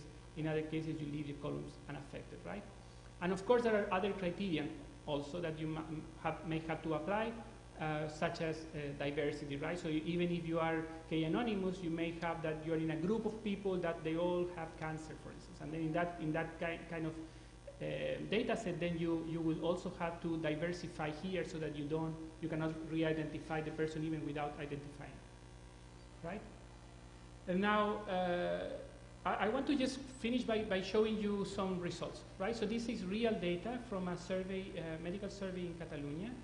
And here, I'm going to show you anonymized data and heavily anonymized data, right? So this is anonymized data. So here, for instance, person 1, we have removed the age, the gender, and the ethnicity, but we have left other attributes. This person was too unique to be left alone in the data set. Person 2, we have left the age, and we have not changed much because this person has a very common set of attributes. It's a very common person from the demographic perspective, so we don't require to anonymize this person too much. This person, we have replaced the age by a bracket between 48 and 51. We have kept the gender, but we have grouped the studies, the level of studies of this person in a group that says, okay, less than 3, which is a series of categories, right? 7 is like postgraduate studies, and 3 is like a high school and so on. Now, if you anonymize this data more, then you start grouping things even more, right? So this was the first person that before we were saying this person is 42 years old. Now we are giving a higher, a more stringent requirements for anonymity, and we are, for instance, grouping the marital status of this person into a person who has ever been married. Instead of saying you if this person is married or divorced, we tell you this person has been married in the past, right? The income level we have changed into 2 brackets, like above the median, below the median, and then a null value, like saying, no, we're not going to tell you what's the income of this person, because if we tell you, we make this person unique, right? So as you can see, the more you can anonymize the data, you have a choice of different points at which you can anonymize the data. After anonymization, you preserve some of the data, but not all, and you provide a mathematical guarantee, which is that no individual is alone in this data. Even if you can come back to this person, you will find a group of people, so you will not be able to pinpoint a specific individual, which is very valuable, right? So just going to close with this, there is a middle ground between fully disclosing a data set and not disclosing the data set, and actually we will inevitably end up working on that middle ground. Okay, let's see. That's Thank you. Please, Maria Jose Plana, the floor is yours. Maria Jose is a lawyer and is going to make a presentation about food and feed security and digitalization.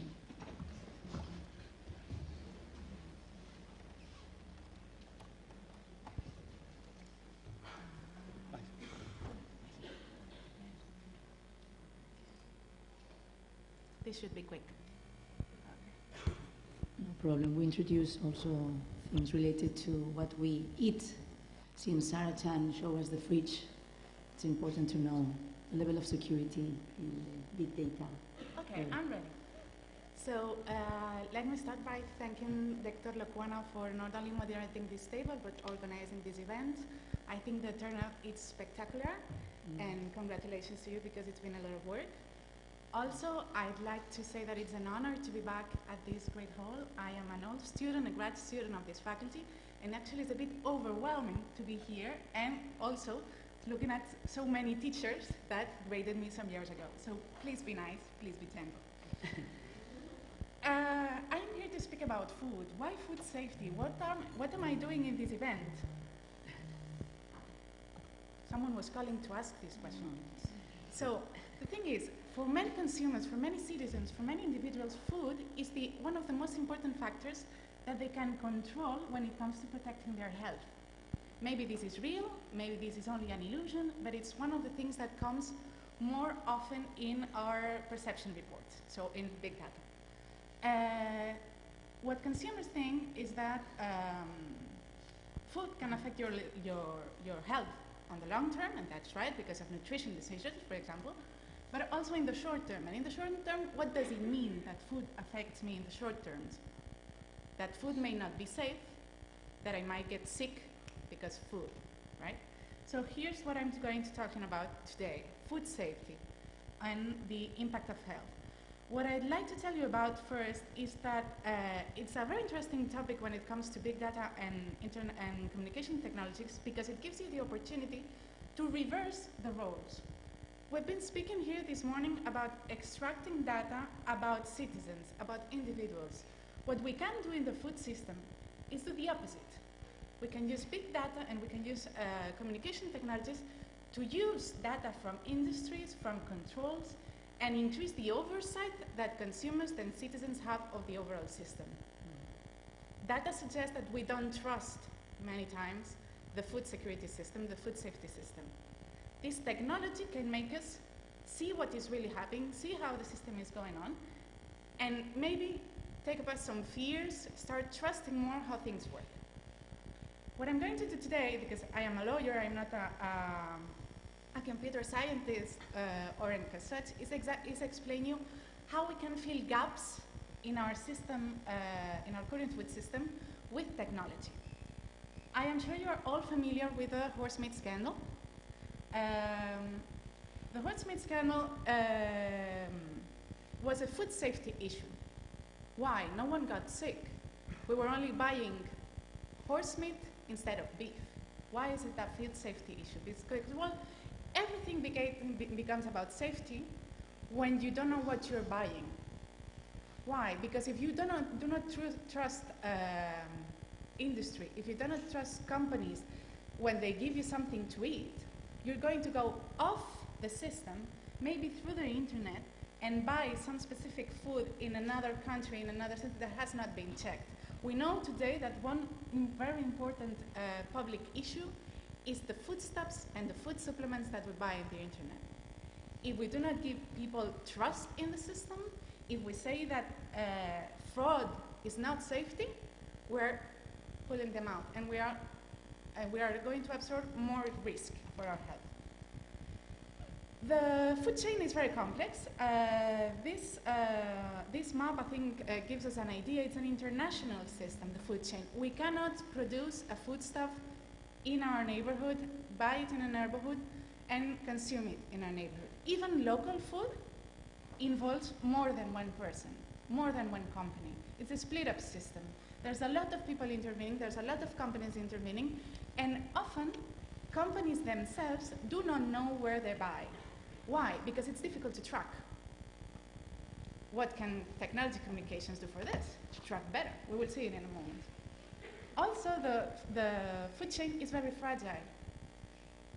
People change their decisions about what they buy based on the information they get, not only by companies, but also by colleagues and by digital sources sometimes. So it is important to have control, because only one speech, only one event can change how the food chain is functioning. But bad news for technology. Food chain is still very mechanical. It is true that we have very large companies with very important digitalized systems, but still today, farming and producing is mainly mechanics, or even done by hand. And also, it's often paper-based. We are lucky that we're having new regulation from the European Commission making steps to front with electronic passports and electronic data for food safety, but to the date, it's paper-based. So sometimes, again, it is very difficult to track your steps. We have very extensive regulation on how to handle food. I mean, there's regulation on how my olive oil should smell, even, and there's regulation on how to communicate about food. Well, big data can help us with both. How we ensure compliance today? We have three systems, HACCP. Basically, what it means is that the company is going to go in their store and check where can I have a potential problem. If I have my storage next to the door, maybe someone will touch it and maybe it will get contaminated. So what do? I check beforehand. What's the second way of controlling? Official controls. That means an inspector is coming to visit your premises. What is the problem with official controls? We don't have that many inspectors. Maybe we go check once, twice, 3 times a year, but what can happen in between? So what we have is third-party audits. That means that the company pays a third party to make audits. Well, here is where big data and communication technology can do the best. Because if you have good big data systems, you can check all the time. Walmart in the US has made a pilot project where they have put sensors in their poultry section, so where they sell chicken, to measure temperature. So they get a constant review of what temperatures is in this section in all of their stores. So it's not like you check one day, you check 10 times with the inspection. You check every day. So you are more likely to control a problem. This means also that we can be more safe and also reduce costs. If I don't have to pay a third audit to come every time, I am avoiding some costs. So what I want you to do today is, in the time that I get, give you some examples of how technology can help in the future. But what is the problem with the smart food chain now? Where is big data? Coca-Cola did not pay, but I thought it was a good image. Big data in the food chain is not as developed as in other sectors. Why? Because the food sector is very private. What was the best secret for a long time, and it's still a hoax? What's the secret formula of Coca-Cola? No? What is it? They know how to keep their secrets, no? And they are right. Why? Because one of the concerns with big data applications that the industry has is, who is going to access my data? The software provider? Is it going to compare it with a competitor? Is the government going to access if there is a problem, so what I'm doing is investing for harm me in the future? So they are not crazy about it, and of course there are big data systems in the companies, but they do not share the results yet. What do? We use the Internet of Foods, Internet of Things, Internet of Foods, to ensure real-time monitoring. Here I have some examples. One of the possibilities we have is reducing foodborne outbreaks. The example of Walmart I just told you about. One that is very interesting is improving animal welfare. There's a specific project from Slovakia. Slovakia, that is a relatively small country in the European Union, has one of the most interesting digital agenda in the food chain. They have a project called SESCO-1 that controls the stress that suffer the animals during transportation. They have almost 60% of the farms controlled with sensors in the animals. And these signals is forwarded to a specific police post so that when stress is very high, the police can come and check what is going on. So we have real-time monitoring. Also a good option, DNA fingerprintified food from. If I have a DNA information about the meat that I'm buying, I am most likely to know if I'm buying cow or if I'm buying horse. The future of big data, the present of big data is now in smart farming, and it's in the US. Here in the European Union, we're starting the work, but there's a lot to do. I would like to give you an example. Fractals is the framework program that is investing in smart farming applications in the European Union. For example, they have launched a private venture called Umbrella. I think the name is very explicit. What is this about? We use big data to know the weather that is going to suffer in my field, how my field has reacted to soil in previous occasions, so I can organize my farming better. And then we have Monsanto. What would be a presentation about the food system without Monsanto? Monsanto has a very interesting platform called, let me check, FieldScript, that, as Dr. Cheng was suggesting earlier, farmers pay for. It's a service that Monsanto offers farmers. What does this do? Under the terms and conditions of the contract, because an app has a contract behind it, you reveal the information, you give all the information to Monsanto about your farm. What does this mean? Geographical information systems. It means that you have to put sensors in tractors, in barges, in fields, everywhere, so that Monsanto gets in real time all the information about what's going on in your farm. Why would someone give this information away? Well, it's simple, because what you get back is a specific recommendation of what to plant in your field. So Monsanto gives you specific recommendation on which hybrid, which seed, use in your field. And also, they tell you when to use it, how much water do you need, and when will be the best moment to pick it. The problem is, Monsanto then owns your information and owns the information of a very significant part of the farmers in the United States. What is going to happen with this information? That might be for further debate. I don't know how I'm doing with time. So Yeah? you have 3 minutes. Eh? 2 minutes. 2 minutes, okay. 2 minutes, then.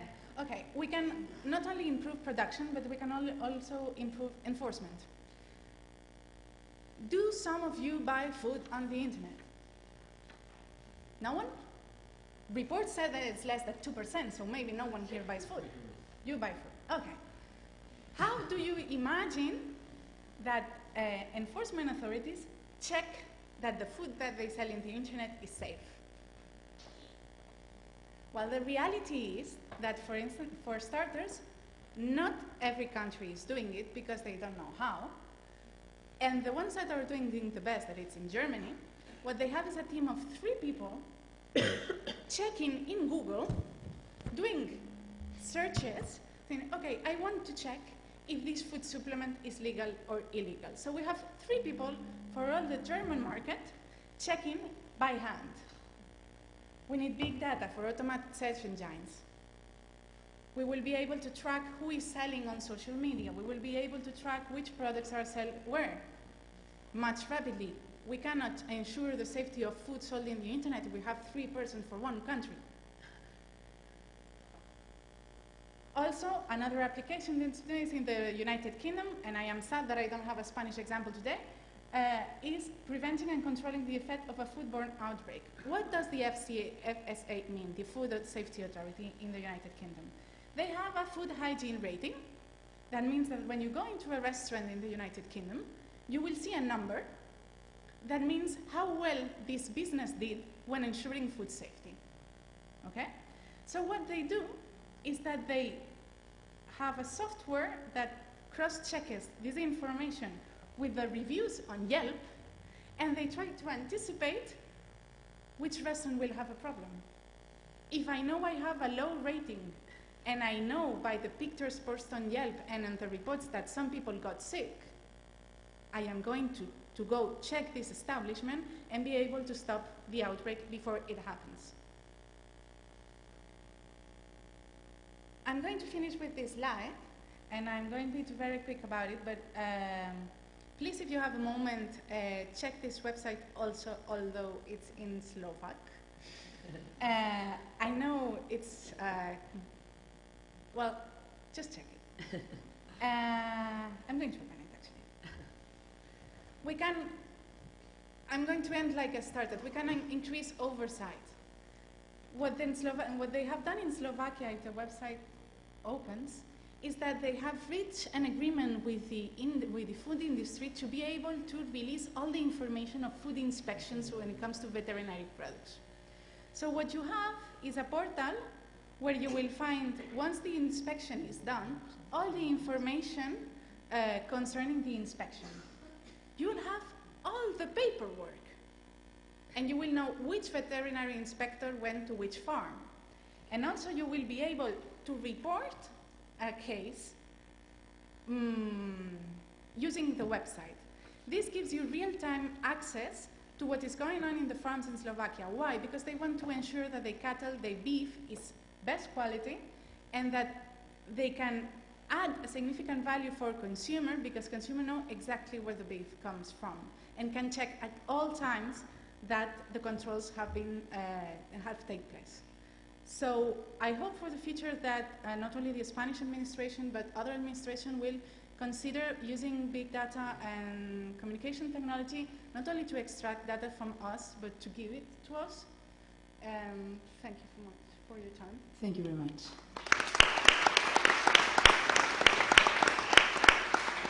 Please, Dr. Pastor from Hospital Clinic. He will explain us the daily life of a university hospital. By the way, for those who do not know, Hospital Clinic is one of the main hospitals here in Catalonia and in the rest of the state. And he's going to explain the tensions between the protection of the privacy of patients and to promote research and facilities involved. Thank you very much. Thank you very much, Itziar, for allowing me to share with you the experience, because my talk will be oriented on that way. The experience as a Chief Medical Information Officer in the Hospital Clinic of Barcelona. Just a couple of figures about our hospital. Our hospital is a high technology hospital. We have here some data taken from year 2015, and is responsible for acute care, high specialization, and also is a reference hospital for many diseases from the territory and also from outside Catalonia. Also has a research leadership in biomedical science. Is a top-rated Spanish institution. You have here also several figures. We publish near 1,000 of peer-reviewed papers by year with a very high impact factor. And also, since 100 years, we have been a university hospital since the beginning. This is the scenario in which we work each day. A brief history of our our long journey in implementation of information and communication technologies. Let's see. Okay. We began this journey in 1984, more or less. You can see here different screenshots of the system at that time. And since then we have evolving. In 1995 we implemented the electronic patient record at the hospital. It was one of the first hospitals in Spain to have this facility. In 1997 we integrate the electronic patient record with the enterprise resource planning at the hospital. And we evolved since then, introducing new functionalities in this electronic patient record for the professionals, and arriving at 2011, in which we received the certification of to be in stage 6 of the HIMSS-RAM score, that is a measure of the degree of informatization of the healthcare centers. The highest level is step 7. Since then, we have been working to become really a full paperless hospital, as we are right now. Just this year we will finish the last project that is still pending, that is the nurse record. And at the moment, probably we will be on the possibility to achieve the stage 7. I have to say that along the journey, of course, medical informatics has been leading, coordinating, evaluating, and implementing those solutions with many other professionals in the organization. And our main focus has been changing, evolving along this journey, just from the idea to collect data, to register data, to the actual situation in which we prefer to focus on better customization for professional use, and especially to ensure patient safety. That is the main goal of the system at the time. Well, big data analytics is the big promise. Just to remember the 3 V's: volume, velocity, variety. The 4th V was introduced later on because we saw that there was very variability in the data, and when this raised the concern about the quality of data, then this technology had to deal also with this quality control. And later on, the fifth V is the value of the results of such analysis. Is the picture that defines the big data. But what's big data in healthcare? We took these 5 Vs about volume. Of course, the volume in healthcare is very high.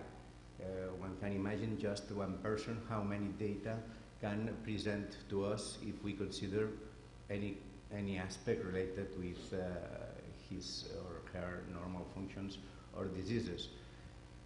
The velocity, well, velocity would require velocity in some cases, especially critical care. It's perhaps the condition in which we need to process a very big volume of data in a very short period of time to help to take decisions. Variety is very high, and I want to stress, to point at specifically that point. You can see in that picture that we are talking about images, we are talking about raw data, we are talking about also processes ordered to the patient, and this is a very, very, very high spectrum of data and information. The variability is very common. It's one of our characteristics from one person to another one. And the value, of course, is extremely high because it's about our health. Questions that we can think about it is how much big is big? We're talking about perhaps to have many patients. We are talking perhaps to have many data for each individual patient, like we see, or we are talking to have many values of the same data for each individual of each patient. It really many threes. The result is many more than that. That's the question. And of course, are big data by themselves so relevant? I want to remember that data is not information. For healthcare professionals, data are the basis, of course, to get information in order to take decisions. And then it's not the same. Who is the main persons that request for big data in a hospital? I have organized the presentation in two ways. One is internal demand from the professionals at the hospital. Of course, the board of directors needs the balanced scorecard, that is a periodical analysis of many data collected from directly from the patient data to see if we are following the right way in the strategic plans of the hospital. Of course, the managers of every clinical service at the hospital need reporting also to check that and to take decisions about to modify the healthcare.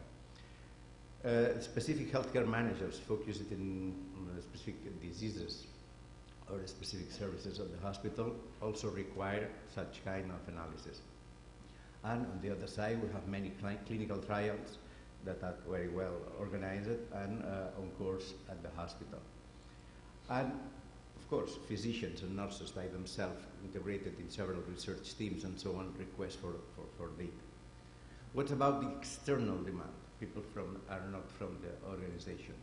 Of course, we have the public administration, and since many years ago, the Salud, the public insurance company, or the central government request data from the patients periodically in order to know what are the main problems that they have to attend, and they request for these minimum data sets. And in some cases, like AQUAS, that is the Agency of Health Quality and Assessment in Catalonia, requires more sources of information from the healthcare organizations in order to make comparisons among the hospitals and other healthcare providers. And through this analysis, it's established benchmarking in which each organization can see what can improve. And in the future, for the next year, it's Padres project, that probably many of you have some news about it, that pretends to offer this public healthcare data for research and innovation to the public academic centers. Also, academic and research teams by themselves request data from the hospital. In many cases, there are people of the hospital as members of those teams, but also other companies like biomedical publishing companies, pharmaceutical companies, and technological companies. Of course, as we can imagine, don't worry, we haven't done any agreement till now with these last demanders, but they have come to the hospital and have knocked to our door to establish any kind of relationship for them. Why do they ask for big data in a hospital, and what are their expectations? I think that the first thing is for the patient benefit, of course, to improve the patient care and to apply general rules to individual cases for prediction and also for treatment. Also to compare treatments according to the outcomes and provide better care. It's clear. Another aspect is to discuss the knowledge, the general knowledge in biomedical science, to confirm or reject using this approach, and discover unexpected relationships. This is also a great expectative of the professionals. And finally, another possibility is to think about to do business and trade with data and analytics in a right way. At the end, I think that there is in all that requests and expectations a blind faith in the computer power to make some kind of magic process without restrictions and have immediate results that can be applicable, like to trust in a discovery machine that is the technology that supports this big data. The question also is, such kind of analysis ensures the return of investment. Here you have the classical approach using the hypothesis-driven approach. Sarah Chan talked about it before in the first talk, in which there is a hypothesis done by a professional. There is a process that is cyclic on time, that comes from the design, the data collection, to the transformation of this data on information, and the analysis of that information to infer new knowledge. And this is a process in which technology can help, general technology that is available to the researchers can help partially in that process. But at the end, the process is supported by the human conscience and the human intelligence. Remember that this is a process in which the process is prospective and controlled. And I think that this is the big difference at that moment over the request of the big data analysis. In big data analysis in healthcare, the approach is the opposite at that moment. It's retrospective and uncontrolled. We trust that we have lots of digital libraries of healthcare data, and we think that it should be possible to have the same outcomes that we got and we still are getting with the hypothesis-driven approach. This is a concern. This raises a concern about the quality of data in healthcare. Healthcare needs all these characteristics to be very, very, very ensured to take decisions about the analysis of data. And just in the common scenario in which we use the electronic patient record, the systematic data collection many times is not complete because there are failures on that. The consistency and the correctness of the data could fail also. We have mistakes, in spite to use also many mechanisms to avoid it. The uniqueness is very important. This is a very important point and requires a strong patient identification to be sure that you are seeing the patient data. The timestamp is fundamental because the time reasoning in clinical science is very important. Of course, the stability of the data and the meaning of data is fundamental to extract conclusions. And at the end, other concepts like relevance, contextualization, and truthworthiness is very important also because are attributes that the physicians and the nurses use are uses normally in the analysis of individual data.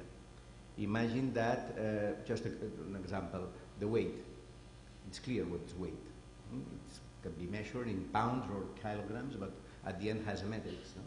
But the weight can be very variable depending on the circumstances. Imagine a pregnancy. In a pregnancy, there's an increase of weight about 10, 12 kilos. And is weight. If we do not consider that this data is in the context of pregnancy, probably the conclusions could be wrong. Okay? Then, how are the health data in the electronic patient record? I think that clearly are very, very, very well identified. Then we have here a challenge on anonymization. Only 20% of data are structured. It's interesting. 80% are non-structured and are mainly natural language or images. Okay? And those that are structured has a very heterogeneous typology. Some of them are numbers, others are just codes, others are just short expressions. And also, when we structure data, we make a reduction of the real world. And many times it's very different to get the structure, the proper structure of this data. About the natural language, processing is very still immature at that time. And the images have a very highly specific processing. And of course, the electronic patient record is a collaborative resource in which many users with different ideas about the data contribute to collect them. Then the quality is a challenge also. And I want to state also that we are talking here only about information space. That is that space that is recorded digitally. But in healthcare, we have another space that is not regulated and is not recorded. That is the communication space. And in this communication space, many decisions, many concepts related to the context and relevance of data are used among the healthcare providers.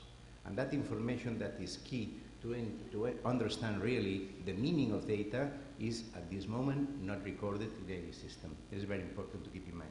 About 70%. And it's a space in which there are a lot of problems, iatrogenic problems related to mistakes, and harm to the patient. How to process health data? Of course, structured data can be processed by many ways, many kinds of arithmetic operations, logic, advanced statistical analysis, clustering, neural networks, and so on. And non-structured is still immature, but also can be done many approaches that are beginning, like sorting, parsing, coding, machine learning, pattern recognition, and so on, and many others probably. Really, the technology is ready. This is not the challenge. How can we get as much as possible to understand the result of this big data analysis? For me, there are three key points that are really the real technological challenges for the future, technological and also organizational. Semantic interoperability, to ensure the normalization of the concepts. And there is a norm, the ISO 13606, that clearly states how it's possible to implement. At this moment, no system in the world has this standard implemented yet. Control and normalize vocabularies using common terminologies like SNOMED or the family of international classifications of the World Health Organization. And finally, to introduce knowledge on the system. Knowledge at this moment is on the brain of the healthcare providers, okay? The healthcare professionals. It's not on the system. The system, we have only data. Okay? We have to bring the knowledge inside the system in the form of ontologies or automatic reasoning over ontologies over this, because using these technologies we will have the answer to our main question as professionals. Why? Remember, this is the question that the kids do to their parents in a period of time just in the preschool ages. Why? Then this is the way to answer that. Is there a real return of investment of the big data analysis in healthcare? Of course, yes. I am sure that new business rules in healthcare, the personalized medicine that somebody has talked about it before, and the contribution to biomedical knowledge. But We have invested a lot. Still evolving technology and professional empowerment to bring these technologies to a new generation of electronic patient records. And just let me finish with ecological considerations. This is a nice landscape of New Zealand paradise. And shows some quotas related to the impact of the technologies to the global climate change and the CO2 production. And you can see here several figures that are quite recent, some of them, and the predictions for the next future.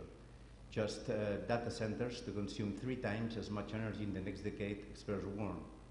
The consumption right now is globally the same consumption of electricity of the whole United Kingdom. This is really a challenge, and just a typical web search in average will produce around 0.2 grams of CO2.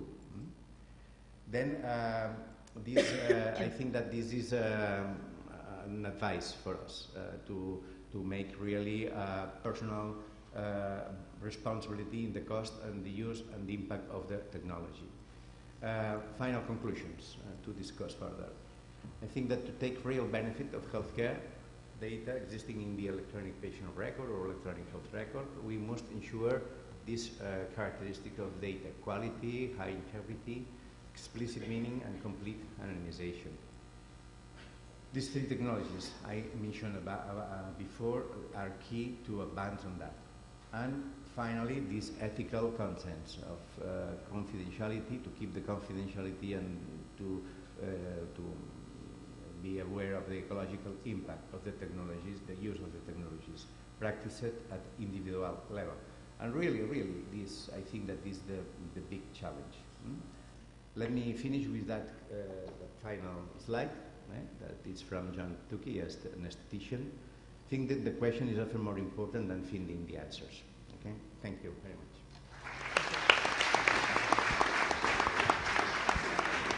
Thank you. Later we will come back to this issue from the perspective of research ethics committees. Thank you very much. Right now, it's my pleasure to introduce Dr. Labastida, head or responsible of the unit of the CRAI, Centre per la Recerca i la Investigació, aquí a la Universitat de Barcelona.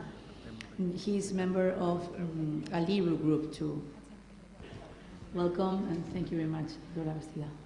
Thank you very much. Good afternoon, bon dia, bona tarda. I don't know what time is it. I suppose that we are late. No. It's okay. We'll have 15 minutes, don't worry. Okay. Thanks for the invitation. I'm not going to talk about big data. I'm not going to talk about health. I'm going to talk about research data, because I think it's important to know what we should do with research data in general.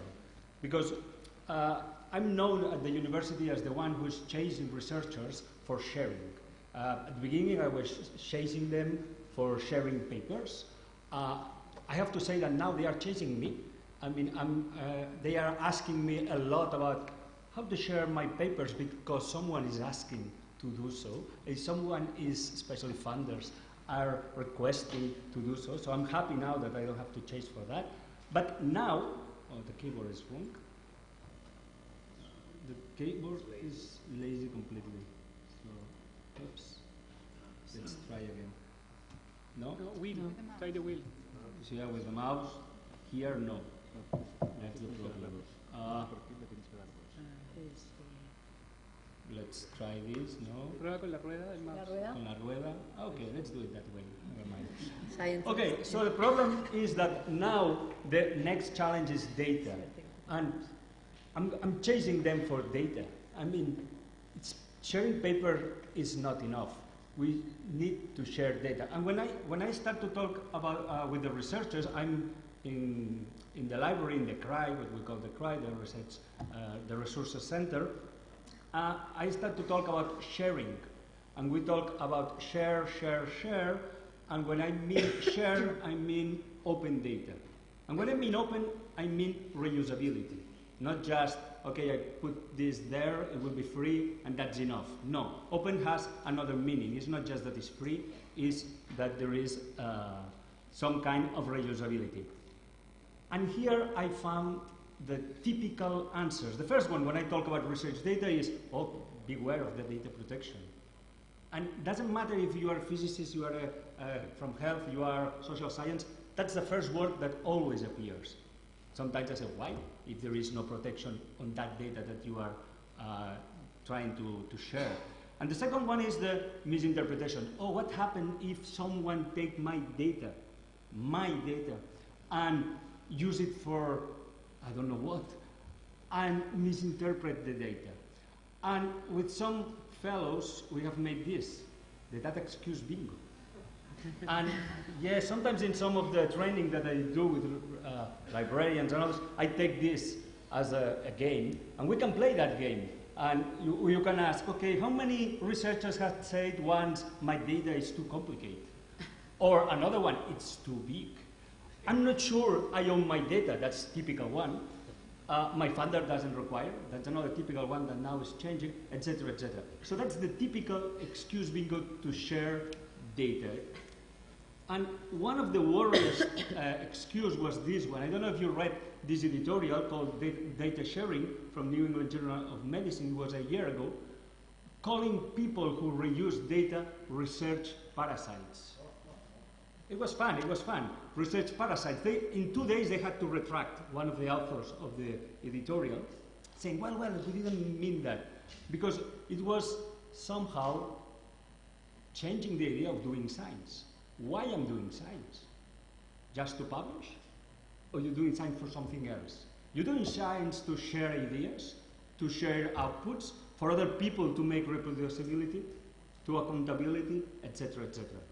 So, well, sometimes when you ask people to share data, they run and take the lock, and they lock the data.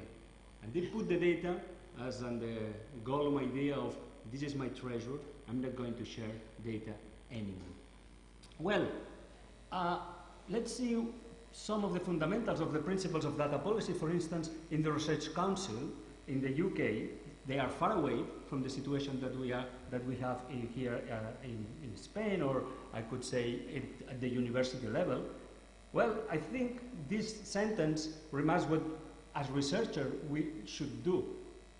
Publicly funded research data are a public good, and it should be made openly available with, and that's true, few restrictions as possible in a timely and responsible manner. And it's something that I think we have to start changing. I mean, I always had the problem that I have to justify why I open things. And I think that we have to reverse that. I mean, the problem should be to close things. I don't have to justify why open, I should justify why closing. And then I think something will be much better. Cambridge is doing something very interesting. A pilot with Wellcome Trust about open research.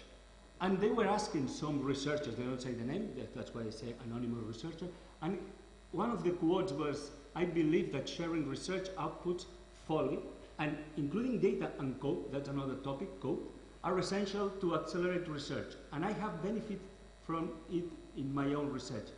Come on, how many people, raise your hands, have used other people's code, other people's data, other people, of course, that's the way we do research.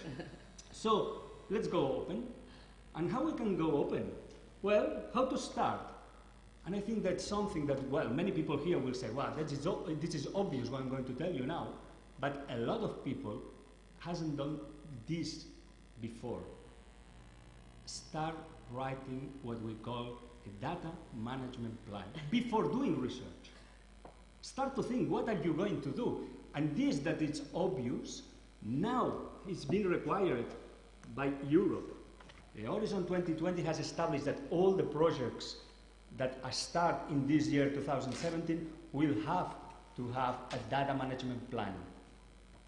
And a lot of researchers, and there are people there from the the European Projects Office, don't know how to do a data management plan. They haven't done a data management plan ever. So what it means, a data management plan? So it's very easy. Just tell which data are you going to generate, which data are you going to collect, which data are you going to simulate, when are you going to share that data?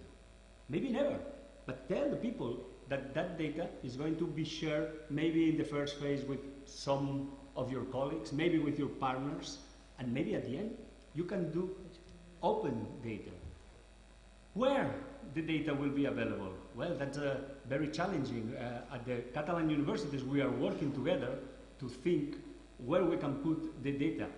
Not the big data like the genomics and all that they have perfect places to store the data. But what about the long tail of researchers? That data that I don't consider big, but they are quite relevant, important, and especially in their disciplines. And at the end, how will your data be reusable? How are you going to tell the people, this is the data that I collect, I generate, or whatever, and you can reuse it? Don't ask permission. Permission is already given. And in the data management plan is where you have to put all the things that we've been talking about this morning. Well, you must say, okay, I need an ethical approval to share that data. I need some consent. I will, in the data management plan, you can add the different consents that you are going to ask if you're going, for instance, doing interviews with surveys, whatever. All the points of anonymization that Carlos explained very well, privacy, and of course sensitive material. And there are all the different opt-out options that you can say. But it's the way around. Don't say from the beginning, no, I'm doing health, I'm doing surveys, I'm doing whatever, I'm not going to share data. No, take a minute to think which data I have to close and which data I can release without no problem. And at the end, you have to put the data somewhere. You have to store that data. And not a data like non-struct or whatever that Xavier was mentioned. Well, now what we've been asked is to have fair data. What it means fair? Well, findable, accessible, interoperable, and reusable. And that's the next challenge. I always say, okay, if I start going to the researcher saying, okay, I want perfect fair data, or I want, as Tim Berners-Lee says, the 5-star linked open data, they will tell me, you are mad, you are crazy, we're not going to spend a minute of doing fair data. Well, my approach is, okay, let's start sharing data. Let's start training how to make this sharing, and then we'll try to get better quality in data and get this final, findable, accessible, interoperable, and reusable data. And we're working to do that and to provide our researchers with the possibility to help to share fair data. What it means, fair data? So mainly what it means is that we need persistent identifiers. Let's call it DOI, call it whatever you want, but we need that this identifier will identify that data set. We need to know the provenance. That's important, that's very important. And of course, with the provenance, I can acknowledge, I can credit the creator of data. That's another thing that I think with this contract or ethical contract that we always have to acknowledge the origin of the data. We have to put the data in a searchable source. Of course, it's not enough to put it in my website because nobody will find it. Open protocols to retrieve data. Don't close the protocol because if not, I won't be able to retrieve the data. Again, and I think Xavier just mentioned before, standard vocabularies. Use standard vocabularies that I could have interoperable data. And finally, tell the people that the data can be reused. If you don't put a license, people don't know that it's reusable. I repeat many times that saying nothing, it doesn't mean free and open. Saying nothing, it means all rights reserved. And sometimes in data, people say, well, data, some figures, this is not copyrightable. Well, in Europe, we have special rights, the sui generis rights for databases that forbids the reuse of all database without the authorization of the builder of the database. This is a right that, for instance, in the US doesn't exist, but we have that in Europe, and it's something that we have to take into account when we want to share. Two ways to share, 2CC license, but we have other licenses that are equivalent. Mainly, do whatever you want with my data, but please tell the people that that data is mine, and you are reusing the data because I'm offering you this degree of reusability. And don't give up with the closed data. We can do more things with the closed data. Of course, we can store closed data. And I found out a very interesting project called the data tags, that it's a way to identify that data in the repository. And it's something that we could put in a university repository, or we could put in a national repository where we store data. So it's tag the data according to the sensitive data, according to the access to the data. So for instance, blue data will be no problem. When I do some survey, when I publish the data of how many people enters the library, I can put that blue, no problem. Yeah, I mean, in the Faculty of Law, there are 20 people entering every half a day. Perfect, no problem. Then you can put some control with email, some password, or some signed data use agreement. Well, this is the idea. Then you also can encrypt the data, etc., etc. It's something that, well, why not? Why don't store the data in this way? And what should be available is the metadata. What should be available is the metadata, and what we should be available is the identifier. If we have the identifier, if we have the metadata, we know that that data exists, is somewhere, and we can ask for permission depending of the degree of security we need. That's all. I think it's still, as a final conclusion, I just would like to remind what the Europe or the Horizon 2020 is telling us. Data should be as open as possible and as closed as necessary. Thank you very much.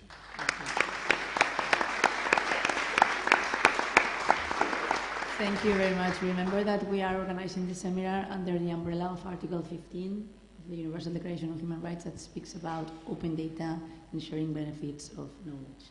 So thank you very much. Our last guest is from the Barcelona Science Computing Center, which is close here at the UPC. Dr. Torrents is going to explain us how to handle with big data and precision medicine. Thank you very much. The floor is yours.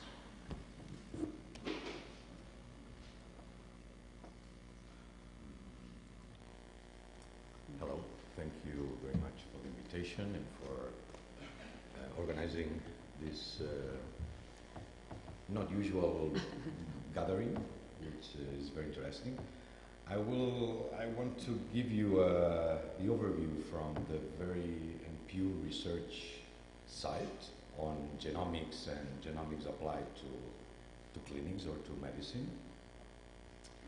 And for that, I want to go one step back, because a human being tends to generate an opinion on everything even before the other one finishes the sentence.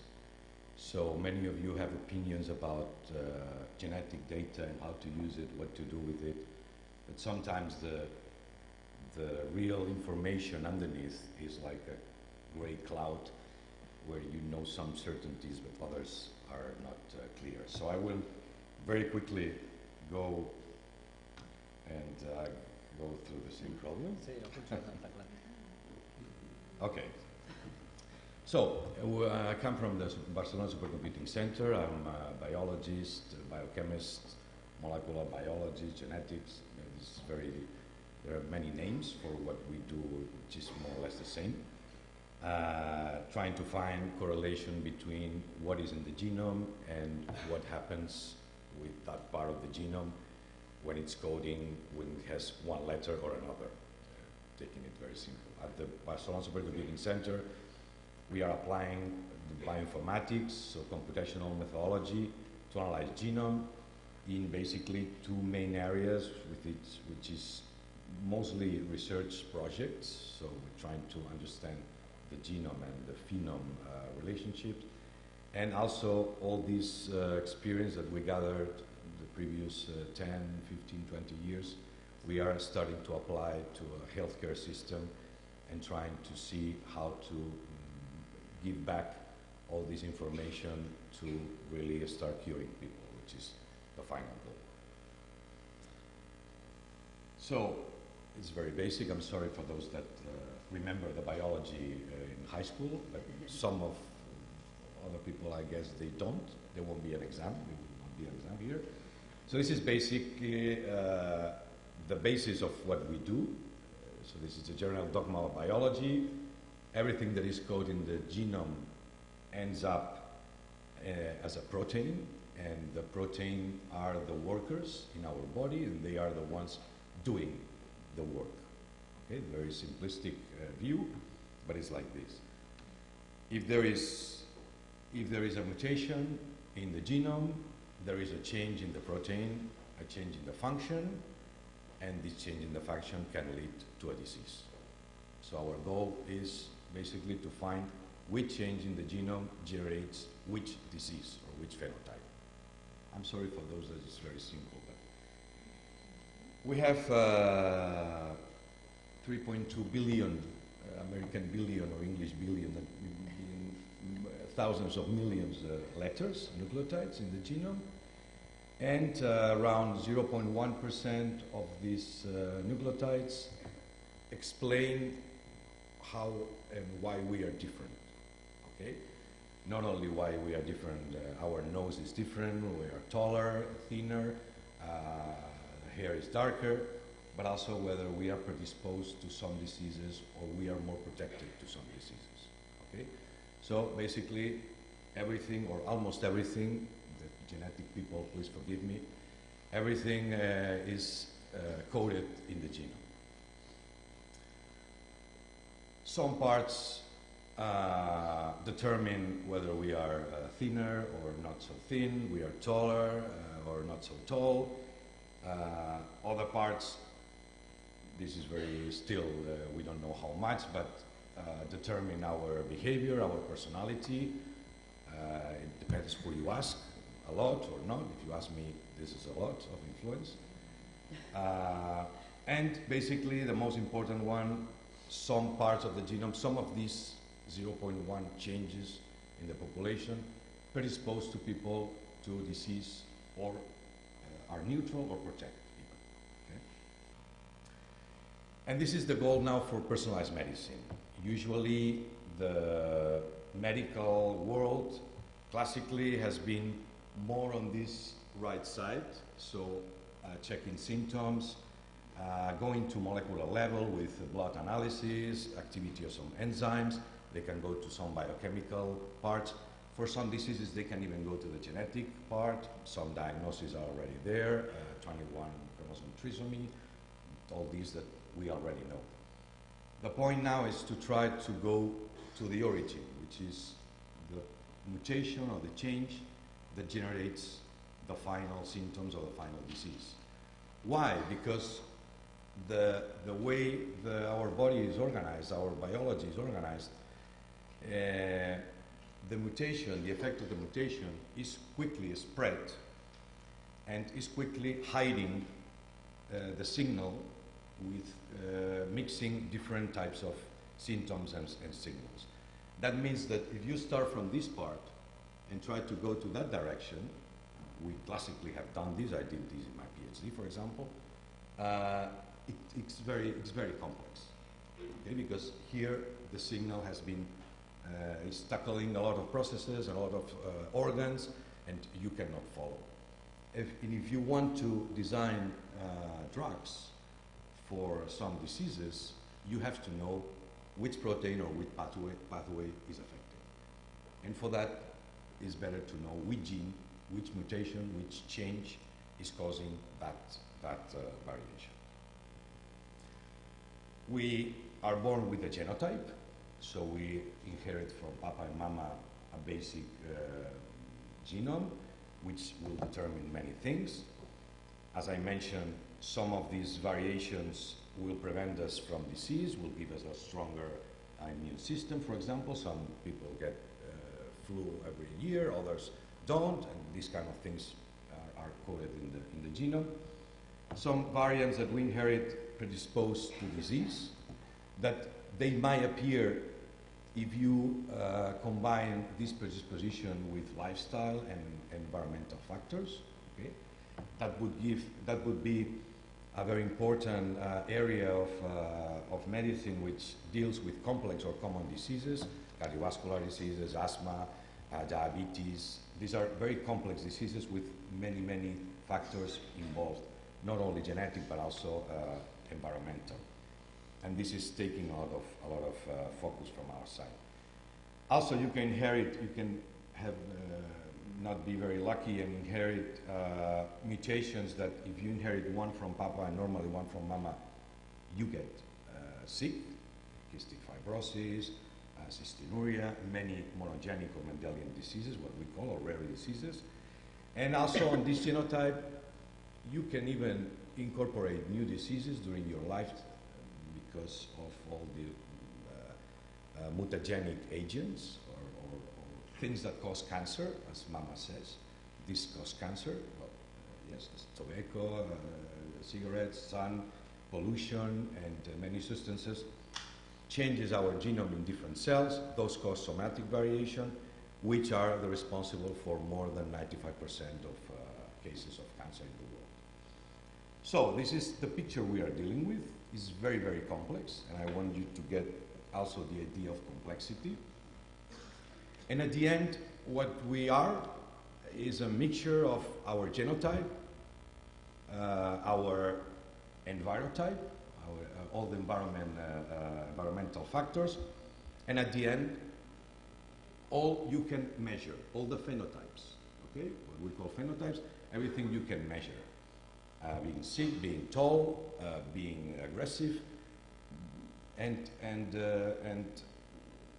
it's hard to put the border where genetics are the major influence or environmental factors are the major influence.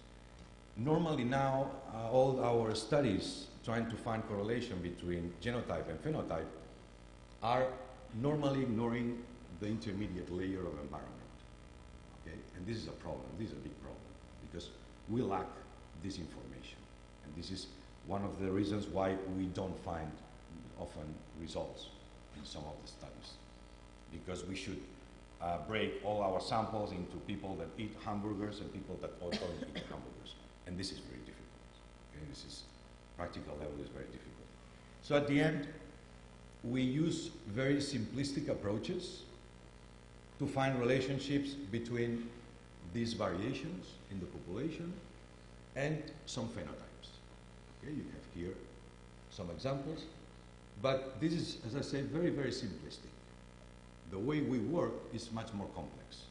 So it could be that the G that Maria has and makes her not so tall also affects the way she handles a drug in a treatment together with another variant. Okay? So at the end, we have to simplify our world because we have to do research and publish papers and we have some pressure, these kind of things. But we are far from the truth, which is much more complex.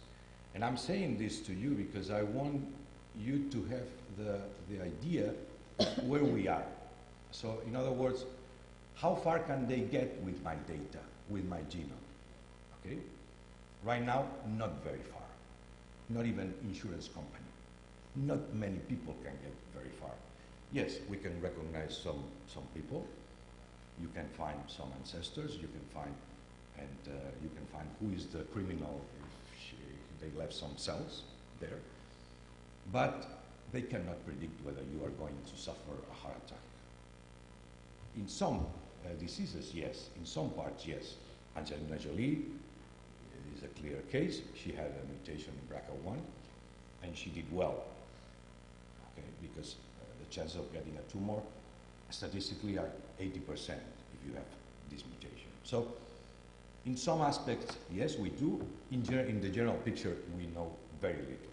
And don't worry, nobody can use now your data to say you will not work well, you will have a heart attack at 65 or 50.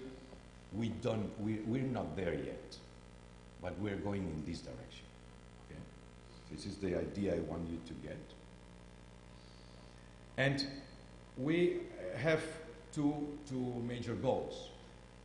Finding the direct association between one letter, one position in the genome and what's going to happen in your life, or a diagnosis, some disease, and or going through all this mess of reactions and all this biochemistry that we have inside, which is very, very complex.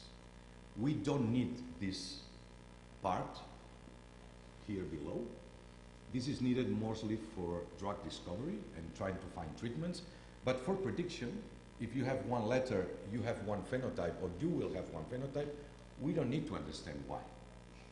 That makes things for us very easy, because we can start asking these questions and not caring about this other part, which is, in terms of work and money, very, very expensive. Okay. So this is the basic scheme that we would find in our research and that we will expect in the medicine, personalized medicine context, which they will extract some genome or RNA from the patient. This will be sequenced. It will be analyzed with computing tools. And at the end, it depends whether it's for research or for application. You try to discover new treatments, or you try to apply treatments that are already assigned to some variants so that you can benefit from this personalization. And there are two major discoveries in the last 20 years that make this possible. One is the improvement of sequencing technology. As we heard here, it is very cheap, it is very fast to sequence a whole genome of somebody. So it was not like this 20 years ago. It was quite expensive, it was a lot of work. But now, I mean, we are in projects of 3,000 and 100,000 people sequenced. This is not an issue. And the other important discovery was the human genome, knowing how the human genome is and the annotation of the genome. So knowing which part of the genome is responsible of which part of ourselves, our biology, our biochemistry, or our nose, etc. So these two technologies allow to do large genetic studies. And these large genetic studies now are quite very often. You just gather, a hospital starts a program, they gather a few thousand people with one phenotype, I don't know, diabetic people, for example, and they either sequence or genotype, which is more or less the same. And all we do is comparing and asking, kind of hypothesis-free, but I don't believe it's hypothesis-free, because our hypothesis is that there is some signal behind. We ask, what is the genetics of the sick people compared to the normal people? And this simple question takes us to find some variants that are associated with the disease. Meaning that if you have these variants, you have higher chance of having the disease. Okay? This is the basics of our work. So far, there are all these variants found associated with a disease. Okay? There's some big papers, nature papers, associating one variant with one disease.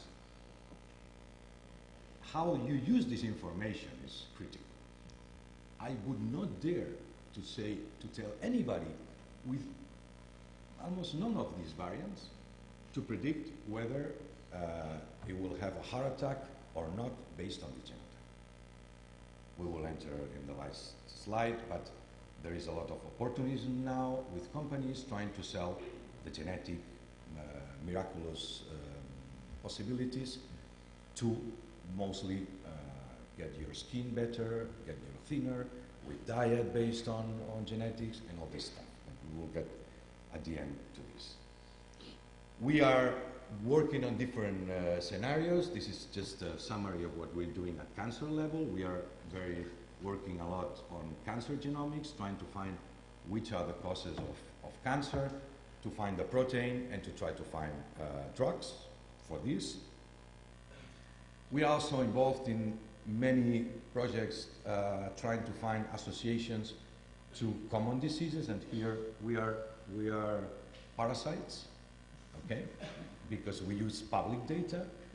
Actually, this 70K for T2D, this is a work that we are about to send. And for you to have an idea, data sharing is very important, because we did this analysis, spending some money from electricity and computing and so on, but not spending a single euro in getting the data. And this analysis would have cost probably 2 or 3 million euros, just gathering 70,000 people, okay, for the analysis. Just gathering, genotyping, analyzing, a few million euros. We went to some databases, we downloaded the data, and did the analysis with new tools, because some of the data was old and was left there. And so we took this opportunity, and we actually found 4 new variants that are associated to type 2 diabetes, and 1 in X chromosome. So that was, it was nice to be the parasite in this case, and it was cheap. Okay? So, and of course, we make all these results open and free for the community. At the BSc, this is almost my last slide. At the BSc, what we are doing is generating all the layers of technology, of data analysis, data storage. We have put all the different departments, we have synchronized them. We have very good relationship with hospitals, Vallebron, Clinic, Dibell, all these things you need. We have also technology transfer, and we are involved in many projects, and the idea is to start building a platform for genomic analysis only for clinical use, not to make money. This will come my last slide. Okay? So we do research. You know, we all scientists, we have small children inside. It's called curiosity. There is rebel, doesn't like laws and rules, and is anger to find things and to find new things. And we have to balance sometime all these data protection that are meant for other purpose, but we suffer them because we have to go through all this hazard and all those documents.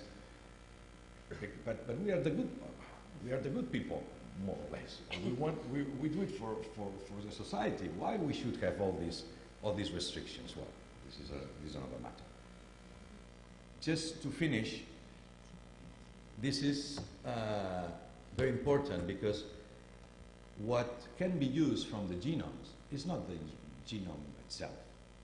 Okay, for recognition, and yes, that's for, but it's the relationship between your genome and your phenotype. So what can they predict based on your genome?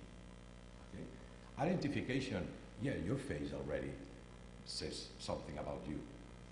Okay, and you can identify many people through your face recognition, some things, but from your face they cannot predict whether you will have a heart attack or not. From your genotype, now we cannot, and nobody can, even if they try to sell you this, but in the future we will be able to. And you can use it, you can use this information for 2 purposes, either to help or to improve health of people, basically, or the life of people, or to make money. There are no other ways of using this data. To make or to save money. In terms of insurance, they will use it to save money. They'll charge you more if you have 4 variants that are associated to some disease if it's not controlled. Okay? And there is another danger about this, and I'm finishing, promise. There is another danger about this, that the social perception of what's genetics and how genetics can be used come normally from the people that make money out of it, not from us. This is our fault as well. But what is the social perception of what are they going to do with my genetics? If they ask me, when my mom comes, I heard in the news that they will be able to say, no, that's a lie. Okay, but most of the people cannot ask me or cannot ask people that know. They have a very uncertain idea of what can be done. And mostly because people that want to make money, they tell you, come, we will check your DNA and we will make a special diet for you. And this is today a lie. And I'll say it with big words, and I'll talk to anybody that wants to talk here. I have already discussed this issue. This is a lie today. You can predict some intolerance of some food, that's real, But you know already when you were 3 and you drank milk with lactose, you threw up 3 times and you knew then that you were lactose intolerant. You don't need this test. But what they try to sell you is a much more complex. You will lose weight. If we know the genetics, there is no information for this. Okay? So my message is that we are in this direction, but we are not there yet. And I'll stop. I'll shut up. Thank you. Thank you very much.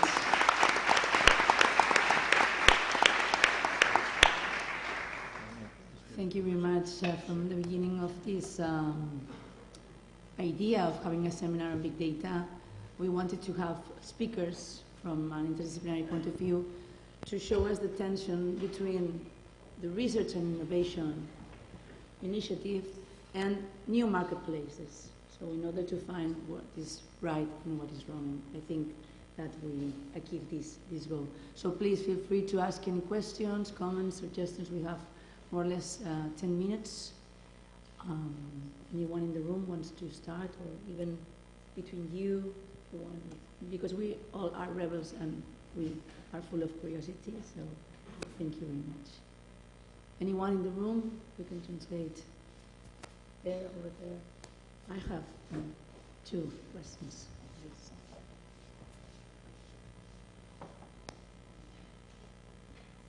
Yes, I have a question related with the last comments, because I'm one of the persons that paid for one of these tests. I paid for the 23 of me a long time ago, and I got all this profile with all the risks I was going to have about having one or another diseases. And now you say that you don't believe on that, but I want to know why, because maybe it's because there is not enough data, or what's your defense on that? Yes, the thing is that, for example, all the variants that I shown there that are known and are scientifically proved, and there is a paper, and these people that make diet and make 23andMe, they will show you all these reference. They find that if you have a T in one position, you have 1.2 more probabilities of having one disease than if you have an A. 1.2. What is 1.2? How do you digest 1.2? That's why they closed 23andMe at some point, because they were giving this information and people are not ready to use this information, and there was a misinterpretation of this. So for one trait, there are probably hundreds of thousands of factors, and they are giving you only one. This is, and they know it's not a lie, because they tell you, no, it's 1.2. But you don't see the 1.2. You see your name and cardiovascular disease. Shit. No, it's not like this. And in the diet the same, in cosmetic the same. We don't know enough. It's so complex. If you would only understand a small part of all the metabolism and all the thousands of reactions needed, only when you eat one apple, and we know nothing about those things. We know just a tiny bit. So the media and these companies have to give you a different impression, because the media don't sell information, they sell impact. And these people, they don't sell information, they sell their product. So this is, for some things it's true. If you have BRCA1 mutation, please go to the doctor, okay, right now. But if you have one variant that gives you 1.2 probability, higher probability of having one disease, don't go to the doctor. Just enjoy life. And we will see. Yes. Good advice. More questions? Yeah, please. My name is Benedict Jacquemin. I'm a researcher in IOS Global. I just wanted to add also that from the point you were discussing, that environment is very, very important also. In most of the disease, environment is more than 60% or 70% of the causes of the disease. So having a healthy lifestyle sometimes is just enough to avoid many, many diseases. And I also wanted to comment on the sharing of the data. It's very interesting. One thing I think it's important is all the work to recollecting data is not enough knowledge. And if that was more knowledge, maybe we would be more open to share our data. Because nowadays we are only evaluating on the number of papers we have and not on the number of cohorts we are leading. And that would help to share more openly our data. Yes, that doesn't work. Never mind. I fully agree with you. In fact, I'm advocating for a change. We are behind the project of open science. And open science takes all the figure of openness through the research cycle. And I think there is a need to change evaluation, how we assess research. Many universities and research centers are signing the DORA, the Declaration on Research Assessment, also called the San Francisco Declaration. The LERU has a state document on the DORA, and some universities are signing. Well, I always say the same, it's very easy to sign, but we have to act, and it's time to change. And I have to say, acknowledge that ESA Global is doing a really good job in sharing. They're using our repository, sharing papers, and sharing data too. One more question, please. Hello, I'm Claudia Neva. I work in the Innovation Department in Vallebrón. And I would like to comment just this last slide, because I would like to see sometimes that really people understand that to make money and to improve health is related. Also, it depends where the money goes, because if we can keep this money in the public health system, we will increase health. So I would like also to see that the social perception must come also in this sense. I agree. I mean, here to make money just for, as simplistically saying, to buy a new car. This is what I mean here. But of course, you have to push and make attractive the formation of companies on the health side as well, because the government cannot hold all the expenses. But yes, I was just trying to make it as a evil interest. No.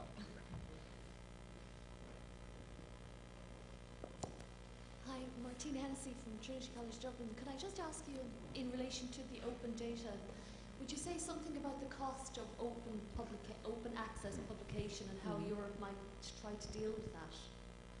Wow, I think we need a full session to discuss about open access and the cost of openness, especially because there is a lot to talk about. I mean, if we're talking about open access in general, for publications, I think we should change, we should shift the model.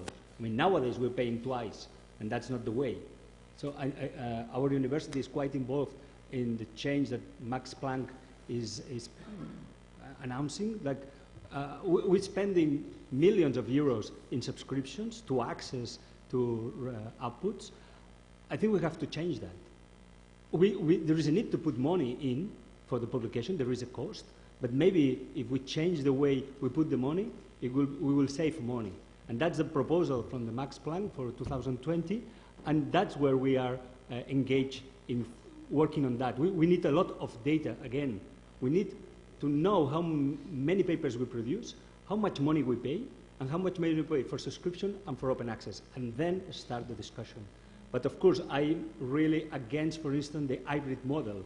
I mean, the University of Barcelona is paying for open access, but not for hybrid model.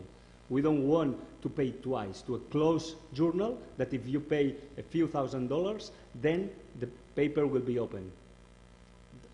And there are data that this model is more expensive than the full open access. And talking about data, then we could have also a full session about the cost of managing data and research data. More questions? Comments? Okay, I'm not going to spend more time. I will save my questions for this evening. We can continue discussing later. So thank you very much to our invited speakers, and see you at 3 o'clock to continue the seminar. Thank you very much.